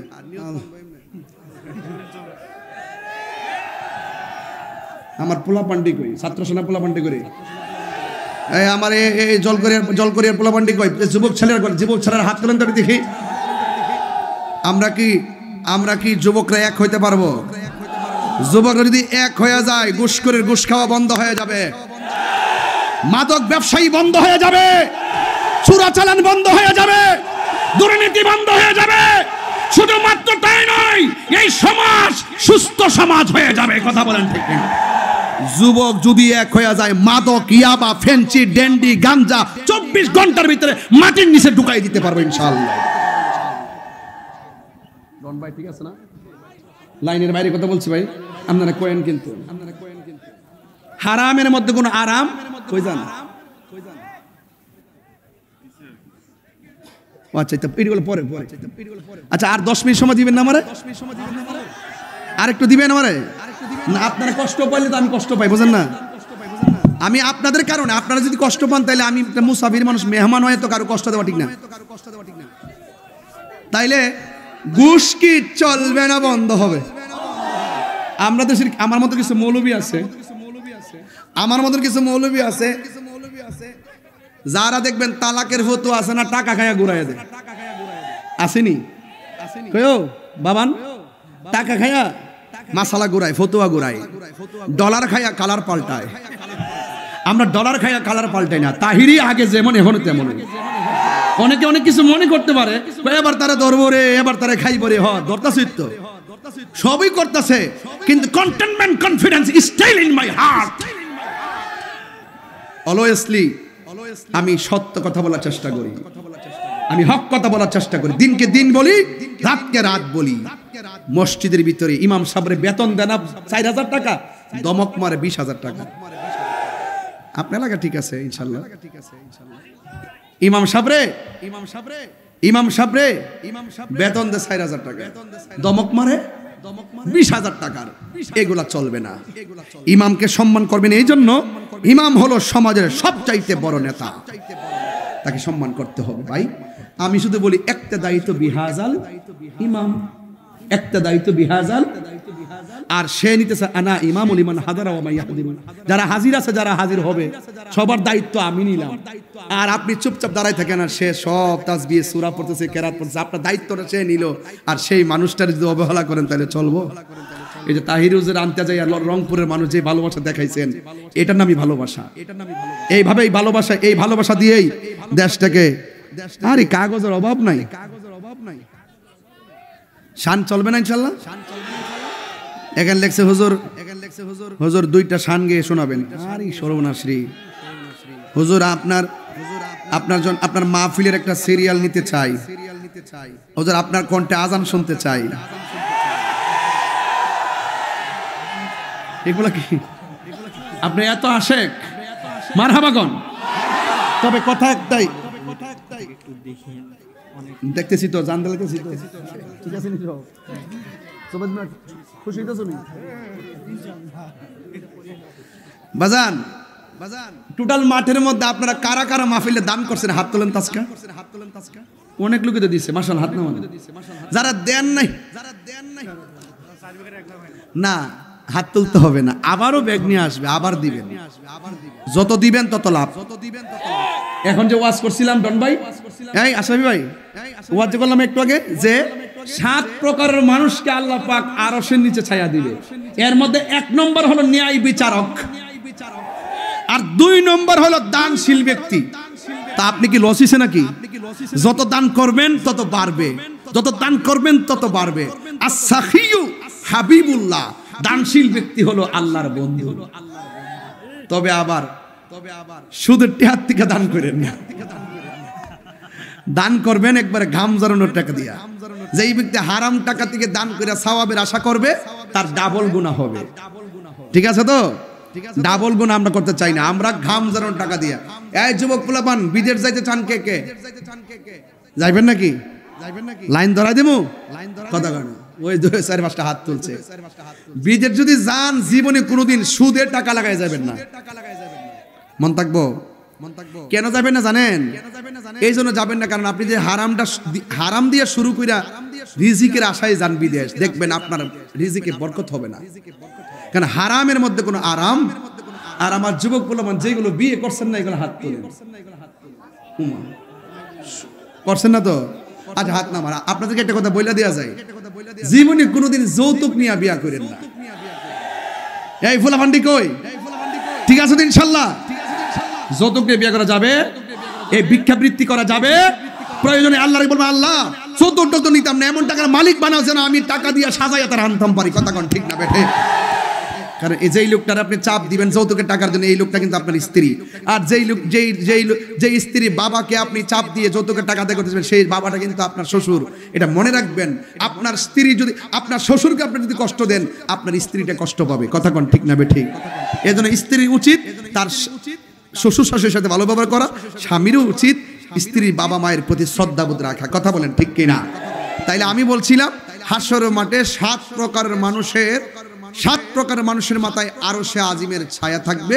এর মধ্যে 1 নম্বর হলো ন্যায় বিচারক, 2 নম্বর হলো দানশীল। ইমাম আহমদ ইবনে হাম্বল বলেন, তুমি যে আমার জন্য রুটি বানাইছো, রুটির খামিরা আনছো কোথায় থেকে? ছেলে ডাক দিয়ে বলতেছেন পাশের ঘর থেকে আনলাম। ইমাম আহমদ ইবনে হাম্বল বলতেছেন, তুমি যে পাশের ঘর থেকে খামিরা টাইনা রুটি বানাইছো, সে তো কাজী, সে তো বিচারক। বিচার করতে গেলে ডান বাম হতে পারে, তার সম্পদের ভিতরে বেজাল ঢুকার সম্ভাবনা আছে। এই রুটি আমি আর খাবো না। চিৎকার মেরে কি আল্লাহু আকবার বলা যাবে না? তাকওয়া কি জিনিস খেয়াল করেন। এরপরে ইমাম আহমদ ইবনে হাম্বল রহমাতুল্লাহ আলাইহি বলতেছেন, এ পৃথিবীর মানুষ শুনো বাবা, এই রুটিগুলা ঘরের মধ্যে রেখে দাও।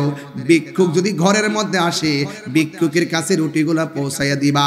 তবে ভিক্ষুকরে বলবা এই রুটিগুলো ইমাম আহমদ ইবনে হাম্বলের জন্য বানানো হয়েছে।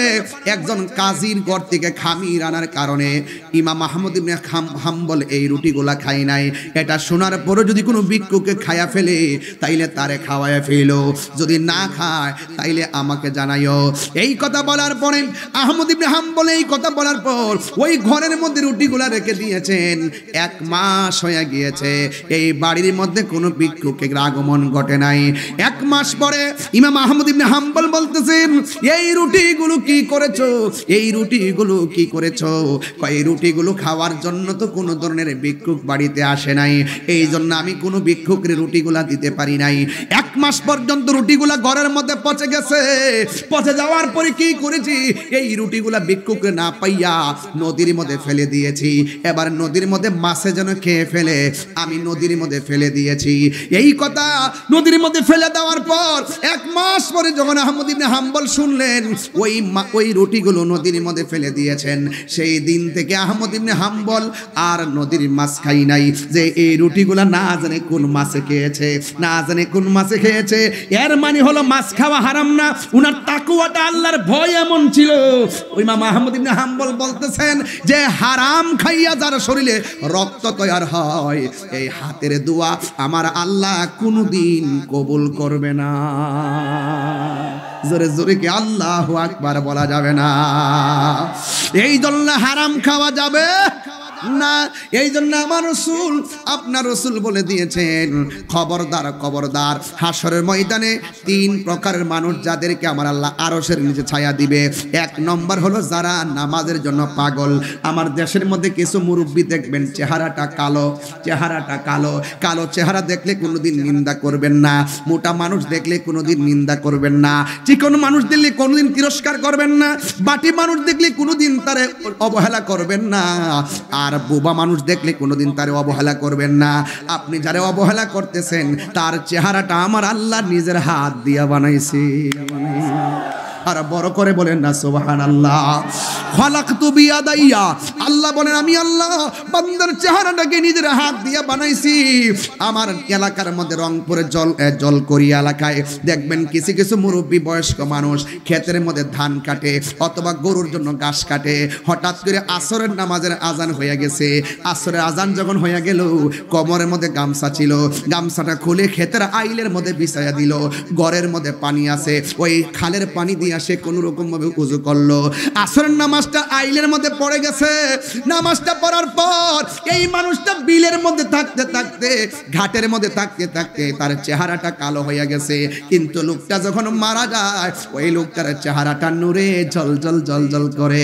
আমার নবী আপনার নবী বলে দেখবেন এই যে কিছু লোক দেখবেন জানাজার মাঠে একদম কালো, কিন্তু মারা যাওয়ার পরে চেহারাটার মধ্যে নুরানি নুরানি একটা ভাব দেখা যায়।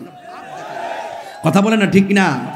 আল্লাহর হাবিব বলেন যার চেহারাটা নুরানি নুরানি ভাব দেখা যায়, মনে রাখবা তার মরণটা আমি নবীর দিদারের মাধ্যমে মরণ হয়েছে। এই জন্য আমার নবী আপনার নবী বলেন নামাজের টাইম হইলে ভাত খাওয়া ছাইরা দে, নামাজ না পড়ে ভাত খাই না। এমন কিছু মানুষ জলকুরিয়া রংপুরে আছে না নাই? এই জন্য কিছু কিছু মুরব্বী দেখবেন ফজরের না ওইটা সুন্দর করে খালের ডুবার পানি দিয়ে, পুকুরের পানি দিয়ে শীতের মধ্যে ওযু কইরা শালটা গায়ের মধ্যে লাগাইয়া ঘর থেকে বের হইয়া যায়। ওই মুহূর্তে ইন দি মিন টাইমে এবার মুরব্বী চাচি ডাক দিয়ে কয় এখন যে ঘর থেকে বের হইয়া গেলেন নামাজের তো আরো প্রায় 30 মিনিট বাকি আছে। মুরব্বীরা ডাক দিয়ে কয় না না আজান হইয়া গেছে মসজিদে, ঘরে বসে থাকলে লাভ হইব না। আমার নবী বলছেন মসজিদে যাইয়া চুপচাপ বৈশা থাকলেও নফল ইবাদতের সওয়াব হইয়া যায়। আমার নবী বলেন যেই মানুষটা নামাজের জন্য পাগল, যেই মানুষটা মসজিদের জন্য পাগল, আমার নবী বলছেন এই পৃথিবীর মধ্যে সবচাইতে নিকৃষ্ট জায়গার নাম হলো বাজার, আর সবচাইতে উত্তম জায়গা হলো আল্লাহর ঘর মসজিদ। আজকে দেখবেন কিছু কিছু মানুষ মসজিদে গেলে শুধুমাত্র বারবার ঘড়ির কাঁটার দিকে তাকায়। না না না, বাজারে গেলে ঘড়ির কাঁটার দিকে তাকান না, তার মানে বোঝা গেল মানুষ এখন দুনিয়াদারি হয়ে গেছে। আগে মানুষ মসজিদে আগে আগে চলে গেছে, এখন ফজরের নামাজে 10 জন মানুষও মসজিদে পাওয়া যায় না। কথা কোন ঠিক কি না? এই জন্য যুবক আমি বড় খুশি হব, আমি বড় খুশি হব যদি আপনারা 5 ওয়াক্ত নামাজ পড়েন। যারা ইমানদার তারা নামাজ পড়ে, যারা মুত্তাকি তারা নামাজ পড়ে। আর কারণ কবরের মধ্যে যাওয়ার পর কবরের 2 পাশের মাটি, একটা ডান পাশে যাবে আর একটা মাটি বাম পাশে যাবে। আমার নবী আপনার নবী বলেন বেনামাজিকে 3টা শাস্তি কবরে দেওয়া হবে। একটা শাস্তি হলো ডান পাশের মাটিগুলো এক প্রান্তে যাবে, বাম পাশের মাটিগুলো আরেক প্রান্তে যাবে। 2 পাশের মাটিগুলো এমন ভাবে চাপা মারবো রে রংপুরের বাবা, ডান পাশের হাড্ডিগুলো বাম পাশের হাড্ডির ভিতরে ঢুকে যাবে, বাম পাশের হাড্ডিগুলো ডান পাশের হাড্ডির ভিতরে ঢুকে যাবে। আমার হাতের মধ্যে টিস্যু আছে, দেখতে দেখা যায় অনেক সুন্দর স্কোয়ার, কিন্তু আমি যখন মুট করলাম এই স্কোয়ারটা চোখের পলকে গোল হয়ে গেল, হাতের মুঠের মধ্যে চলে আসলো। কবরটা দেখা যায় অনেক পাশ, লাশটা অনেক লম্বা, কিন্তু আমার নবী বলেন বেনামাজি হইয়া যারা কবরে যাবে ডান পাশের মাটিগুলো এক প্রান্তে যাবে, বাম পাশের মাটিগুলো আরেক প্রান্তে যাইয়া এমন জোরে একটা চাপা মারবো একদম হাড্ডিগুলারে গুঁড়া বানাইয়া ফেলাইবো। এই বান্দাটা কবরে চাপ খাইয়া আল্লাহরে ডাক দিয়া বলবো আল্লাহ একবারে মাইরা শেষ করে ফেলাও, আর সহ্য করে না, আর না হয় আবার দুনিয়াতে দাও। দুনিয়ার মধ্যে নামাজ না পড়লে কবরে যদি এমন আযাব হইব, আগে যদি জানতাম জীবনে কোনোদিন নামাজ ছাড়তাম না। আল্লাহ বলেন না না সুম্মা ইলাইহি তুরজাউন, না না আমি আল্লাহর দিকে ফিরে আসলে আর ববের জগতে যাওয়া যাবে না। এই জন্য আমার যুবক ভাইরা বেনামাজির জন্য 2 নম্বর শাস্তি হলো কবরের ভিতরে সাপ আর বিচ্ছু ঢুকাইয়া দেওয়া হবে। শুধুমাত্র তাই নয়, শুধুমাত্র তাই নয়, কবরের ভিতরে ওই এমন একটা ফেরেশতা পাঠাবে যেই ফেরেশতা কানে শুনে না, যেই ফেরেশতা চোখে দেখে না, তার হাতের মধ্যে থাকবে হাতুড়ি, মারবে পেট পাতার একটা বাড়ি, 70 গজ মাটির নিচে ঢুকাইয়া দিব, কান্নার আওয়াজ কেউ শুনবে না। পৃথিবীর সব গরু কবরের কান্নার আওয়াজ শুনবে, পৃথিবীর গরু ছাগল কান্নার আওয়াজ শুনবে, পৃথিবীর সব প্রাণী কান্নার আওয়াজ শুনবে।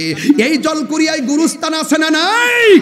ওই গুরুস্থানে কত মানুষ গেছে, একটা মানুষও কবরের ভিতরে আযাবের আওয়াজ পায় না। কিন্তু আমার আল্লাহ বলেন ওয়ামা ইয়াস্তাবিল আহইয়া ওয়ালাল আমওয়াত। 3 বার কোন আল্লাহু আকবার। ওয়ামা ইয়াস্তাবিল আহইয়া ওয়ালাল আমওয়াত।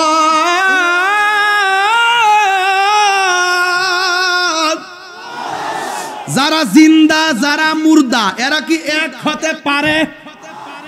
আল্লাহ বলছেন কবরের ভিতরে যে আযাব হয় কেউ দেখে না, তবে ইন্নাল্লাহা ইউসমিউ মাইয়াশা, আল্লাহ যারা ইচ্ছা করে কবরের আযাব দেখার ক্ষমতা দান করে। এই জলকরি গুরুস্থানের মধ্যে মানুষ কত কান্না করতেছে, একটা মানুষও কবরে যায় খবর নেওয়ার সুযোগ নাই।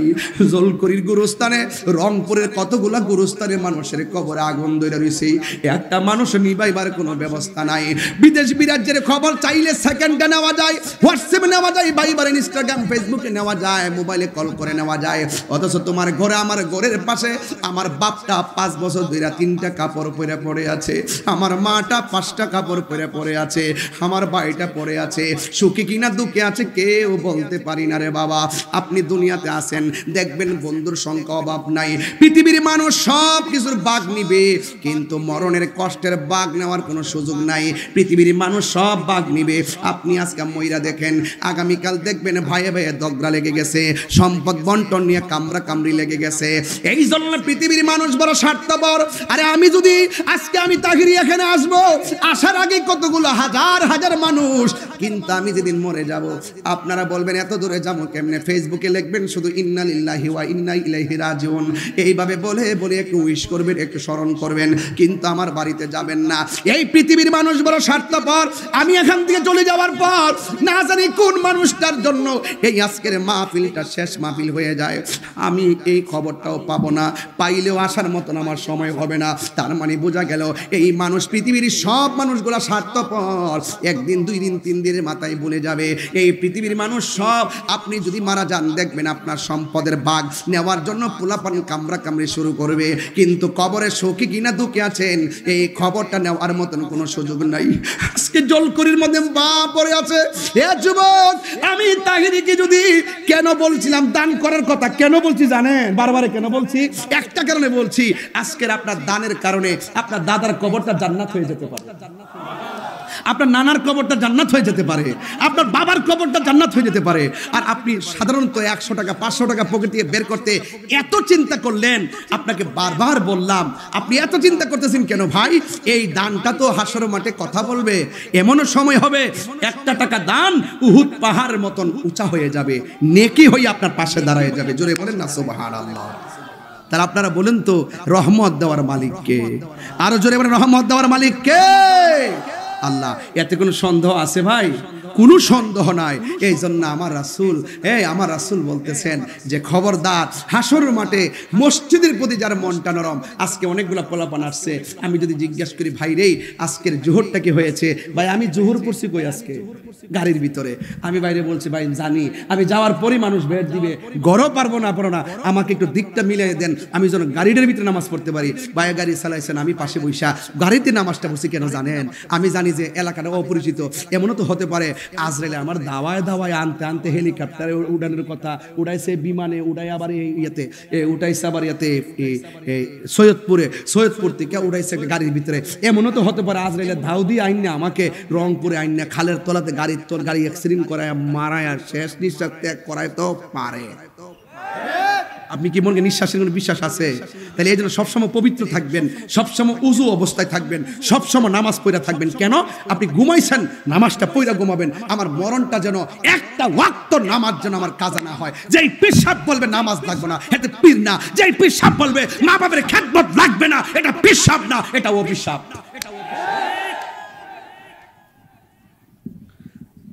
কষ্ট নিবেন না প্লিজ। খুব শান্তি লাগতেছে আপনাদের ভদ্রতা দেখে, খুব শান্তি লাগতেছে।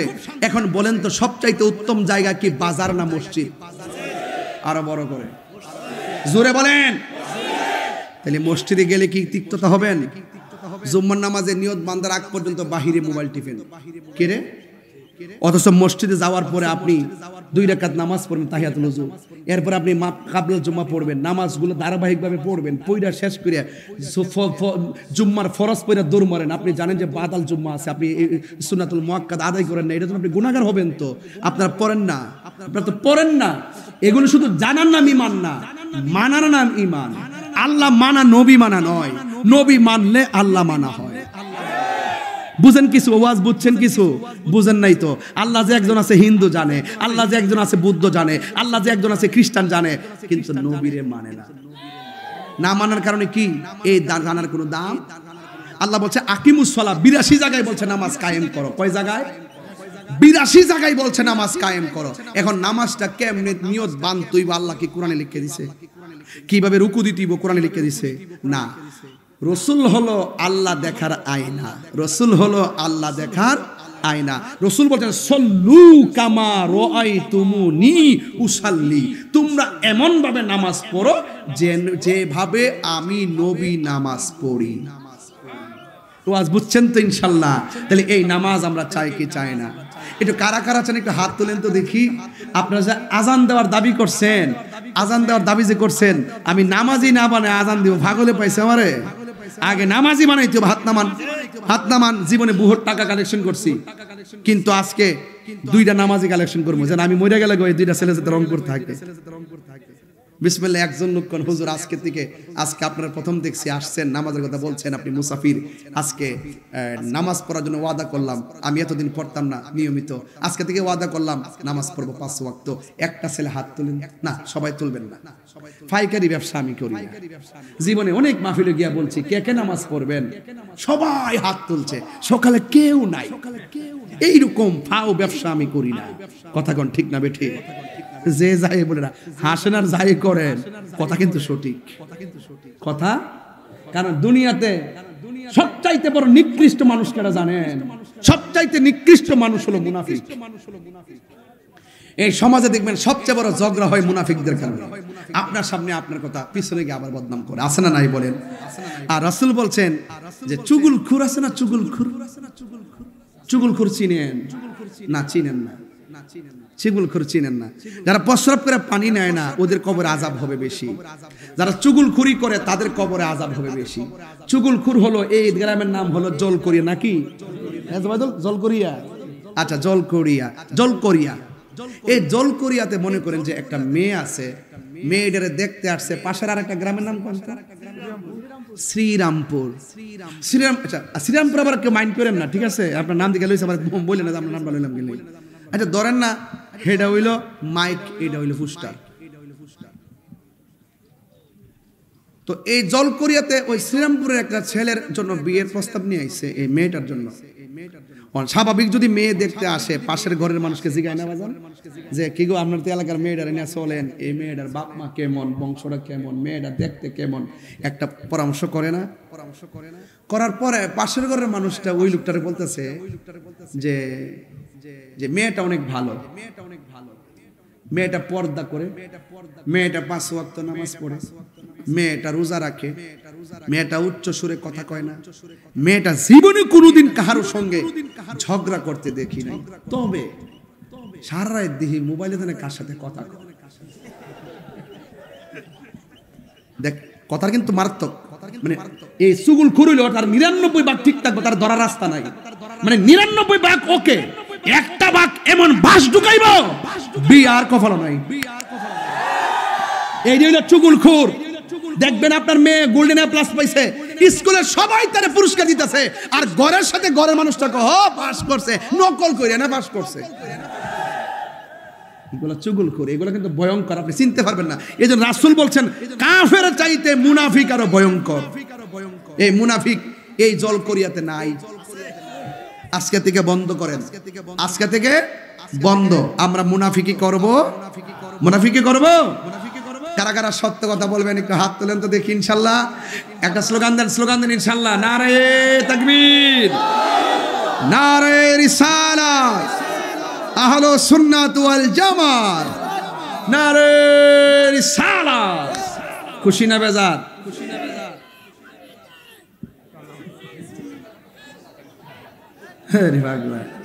সব জায়গাতে পাগল আছে রে।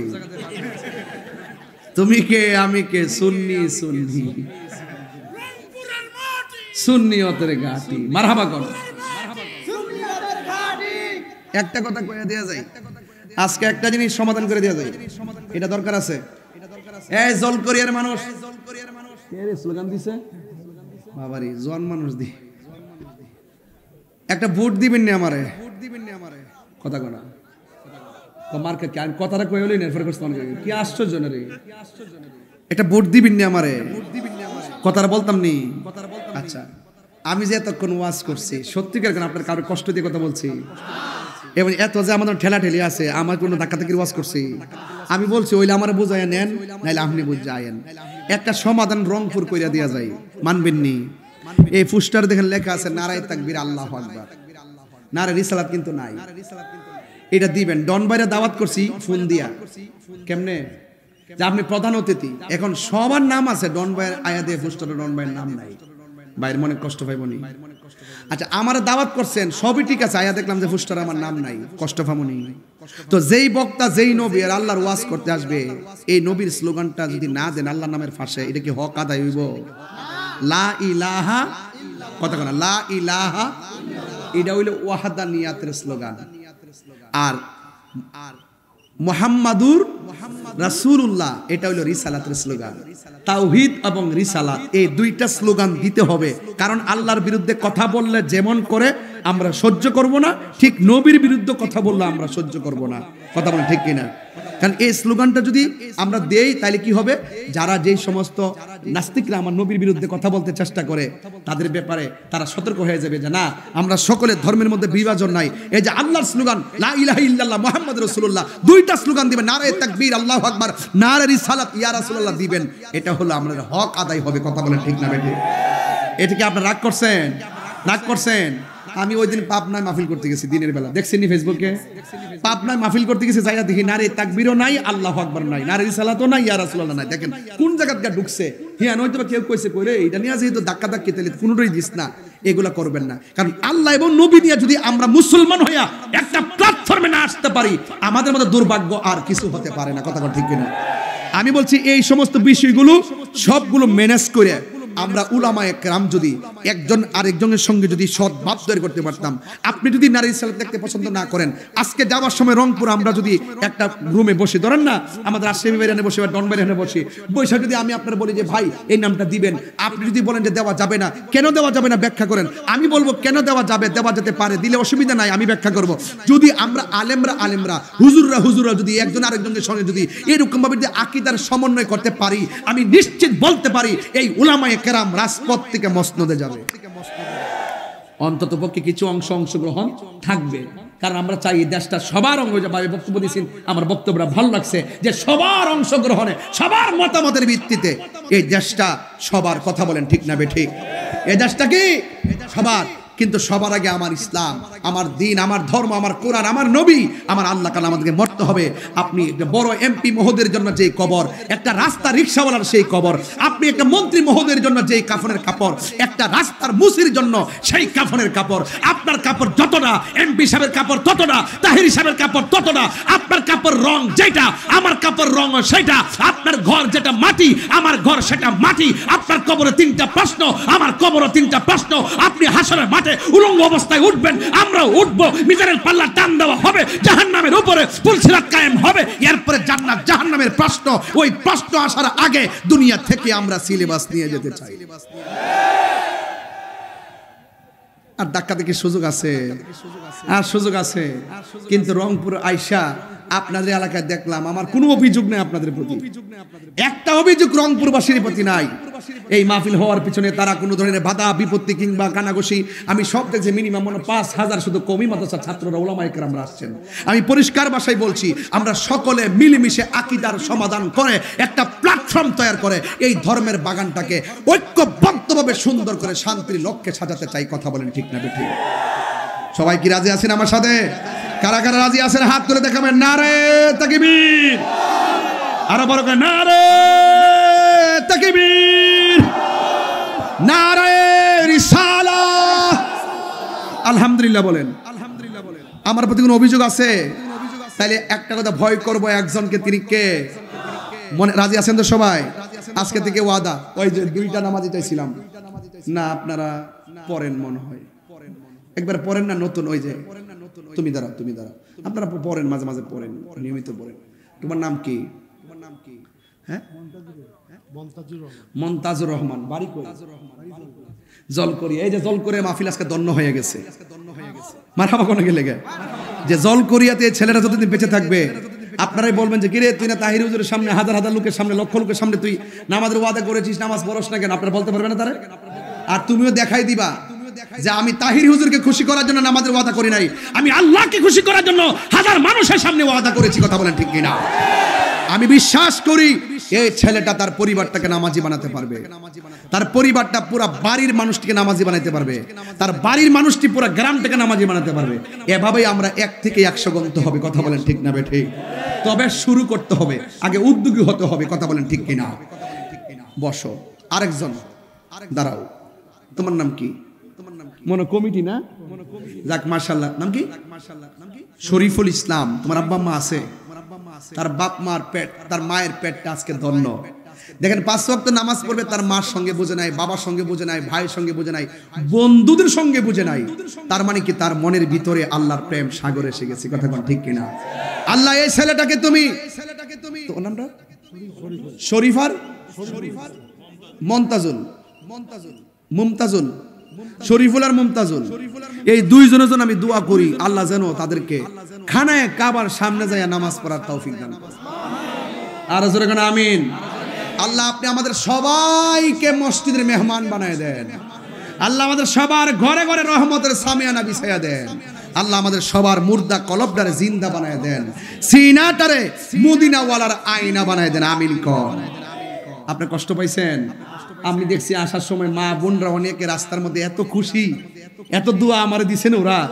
আমি মা বোনদেরকে বসো, আপাতত বসো, আমার এখনো চিনছো না, তুমি বসো। তাহির হুজুর যে কি জিনিস, কারণ তোমাকে আমি বরকতের ময়দান থেকে যাইতে দিব না, কারণ এই ময়দান ইচ্ছা করলে কালকে হবে না। এই ময়দানের ভিতরে অসংখ্য ওলি আল্লাহ আছে। 40টা লোক যেখানে দিনের আলোচনা করে সেখানে আল্লাহর একজন মকবুল বান্দা থাকে, তার উসিলায় ময়দানে দোয়া কবুল হয়। আপনি টের পান না? এখানে কত হাজার হবে হিসাব আছে? মা বোন হিসাব নাই। তাহলে আপনি এত বড় বরকতের মজলিস থেকে যান কোথায়? যাওয়া যাবে না। মা বোনদেরকে একটা ওয়াজ করে দিয়ে যায়, মা আল্লাহ ছাড়া কাউকে যদি সেজদা করার অনুমতি দেওয়া হতো, স্ত্রীকে অনুমতি দিত স্বামীকে সেজদা করার জন্য, আপনার স্বামীর সঙ্গে আপনি খারাপ ব্যবহার করবেন না। আপনার স্বামী সারাদিন খেতে খামার কাজ করে, ঘরে যাওয়ার পরে তার কাছে প্রশ্ন করবেন না, একটু রিল্যাক্স করতে দেন, একটু রিল্যাক্স করতে দেন। সেই মানুষটা সারাদিন রাস্তায় থেকে থেকে আপনার মুখে, আপনার সন্তানদের মুখে হাসি ফোটানোর জন্য সে নিজের ঘাম ফেলে ঘরে যাওয়ার পরে তাকে এত প্রশ্ন করবেন না। চুপচাপ তাকে রিল্যাক্স, তাকে ফ্রেশ হতে সুযোগ দেন, তাকে খাওয়ার সুযোগ দেন, তাকে বসার সুযোগ দেন। তারপরে সে যখন রিল্যাক্স মুড হয়ে আপনার সঙ্গে কথা বলবে তখন আপনি তাকে প্রশ্ন করবেন। একটা কথা মনে রাখবেন, পুরুষ কখনো পরিশ্রম করে ক্লান্ত হয় না, পুরুষ কখনো পরিশ্রম করে শ্রান্ত হয় না। পুরুষ একমাত্র একদম ডিপ্রেশনে ভোগে একমাত্র পারিবারিক অশান্তির কারণে। কথা বলেন ঠিক কিনা? ঠিক। এই মানুষটার সারাটা জীবন আপনার জন্য, আপনার মুখে হাসি ফোটানোর জন্য জীবনটাই বিলাইয়া দিছে। সুতরাং আপনি তাকে শিখাতে হবে না, সে বুঝে আপনার হকটা কি। হুন্না লিবাসুল লাকুম ওয়া আনতুম লিবাসুল লাহুন্না। নারী হলো পুরুষের পোশাক আর পুরুষ হলো নারীর পোশাক। এই জন্য একজন আরেকজনের সঙ্গে সম্প্রীতি বজায় রেখে চলবেন। হাসরের মাটি এটা মেরাজের চাঁদ। হ্যাঁ ডন ভাই এবং আসিফ একটা কথা বলে যায়, জোবাইদুল এটা মেরাজের চাঁদ, কিছু কথা না বললে হক আদায় হবে না। এই যে নামাজি দুইটা বানাইছে কিরে, এই রজবের চাঁদে আল্লাহ পাক নবীর কাছে 5 ওয়াক্ত নামাজ দিছিল মেরাজের রাত্রে। এই জন্য এই চাঁদের মধ্যে 2টা ছেলে নামাজি বানাই গেলাম।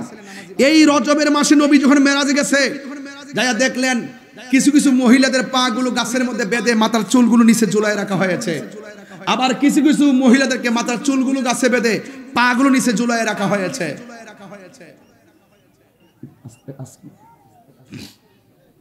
রাসূল বললেন, আল্লাহ এরা কারা যাদের পা গুলো নিচে ঝুলায় রাখছে অথবা চুলগুলো নিচে ঝুলায় রাখছে? রাসূল বলেন, আল্লাহ বলেন, হে বন্ধু, এরা হলো দুনিয়ার ওই সমস্ত নারী যারা দুনিয়াতে স্বামীর অনুমতি ছাড়া রাস্তাঘাটে বেপর্দায় চলাফেরা করেছে। কথা বলেন ঠিক না বেটি? তাহলে নামাজ যেমন ফরজ, পর্দাও তেমন ফরজ। আল্লাহ বলছেন, ওয়াকুলিল মুমিনিনা ইয়াগুদ্দু মিন আবসারিহিম। আল্লাহ বলছেন, হে মুমিন পুরুষরা তোমরা পর্দা করো, তোমরা চোখকে অবনত রাখো, লজ্জাস্থানকে হেফাজত করো। আর যে বলছেন ওয়াকুলিল মুমিনাতি ইয়াগুদ্দুনা মিন আবসারিহিন্না। এই যে আল্লাহ বলছেন, হে নারী সমাজ তোমরা পর্দা করো। তাইলে মহিলাদেরকে বলার আগে পুরুষদেরকে পর্দার কথা বলছেন কেন? আর রিজালু কাওয়ামুনা আলান নিসা। পুরুষ হলো নারীদের পরিচালক। আপনি কখনো স্ত্রীর কাছে 5000 টাকা ধরাই দিয়ে বলবেন না তুমি বাজারে গিয়ে চয়েস মতো কিনে ফেলো, এটা কখনো করবেন না। বরং আপনি নিজে গিয়ে কিনবেন, কিনে এনে ওয়াইফের হাতে দিবেন, আর ওয়াইফের উচিত 10 টাকা হোক 20 টাকা হোক, এটাই আমার কাছে কোটি টাকা। তবে পুরুষ যদি কিনেন 2000 টাকা কিনলে 4000 টাকা কইবেন, এটা জায়েজ আছে। স্ত্রীর মনটা খুশি করবো লাগে, কিছু কিছু মাঝে মাঝে কোন যাইব। আর যুদ্ধক্ষেত্রে কোন যাইব, আপনি যদি অস্ত্র নাকের 12টা, আপনি কইবেন আমার কাছে আছে 20টা। ওই অপশক্তিকে রুখে দেওয়ার জন্য না থাকলেও কইবেন যে আমার অভাব নেই, এটা জায়েজ আছে যুদ্ধক্ষেত্রে আর কি। এর ব্যাখ্যা আছে, আবার ফতোয়া চাইেন না আমার কাছে, হুজুর জিগাইন যে আমি যে কইছি কথাটা ঠিক আছে কি চাচা, ঠিক আছে নি? আখিরি কালাম, আমি তাহিরিকে যদি 1 মিনিটের জন্য ভালো লেগে থাকে, আমি টোটাল সূর্যটা চোখে নিয়ে ওয়াজ করছি, এজন্য এদিকে বেশি তাকাই নাই, এদিকে বেশি তাকাইছি, আপনাদের কাছে ক্ষমা চেয়ে নিলাম। একটা কথা বলবো, তাহিরি হুজুরে যদি 1 মিনিটের জন্য ভালোবেসে থাকেন, আজকে থেকে ওয়াদা করেন আমরা কোনোদিন মা বাবাকে কষ্ট দিব না। ইনশাল্লাহ বলেন, ইনশাল্লাহ বলেন। মা বাবাকে কষ্ট দেওয়া যাবে? মা বাবাকে কষ্ট দিলে আল্লাহকে পাওয়া যাবে? মা বাবাকে কষ্ট দিলে নামাজ পড়লে লাভ হবে?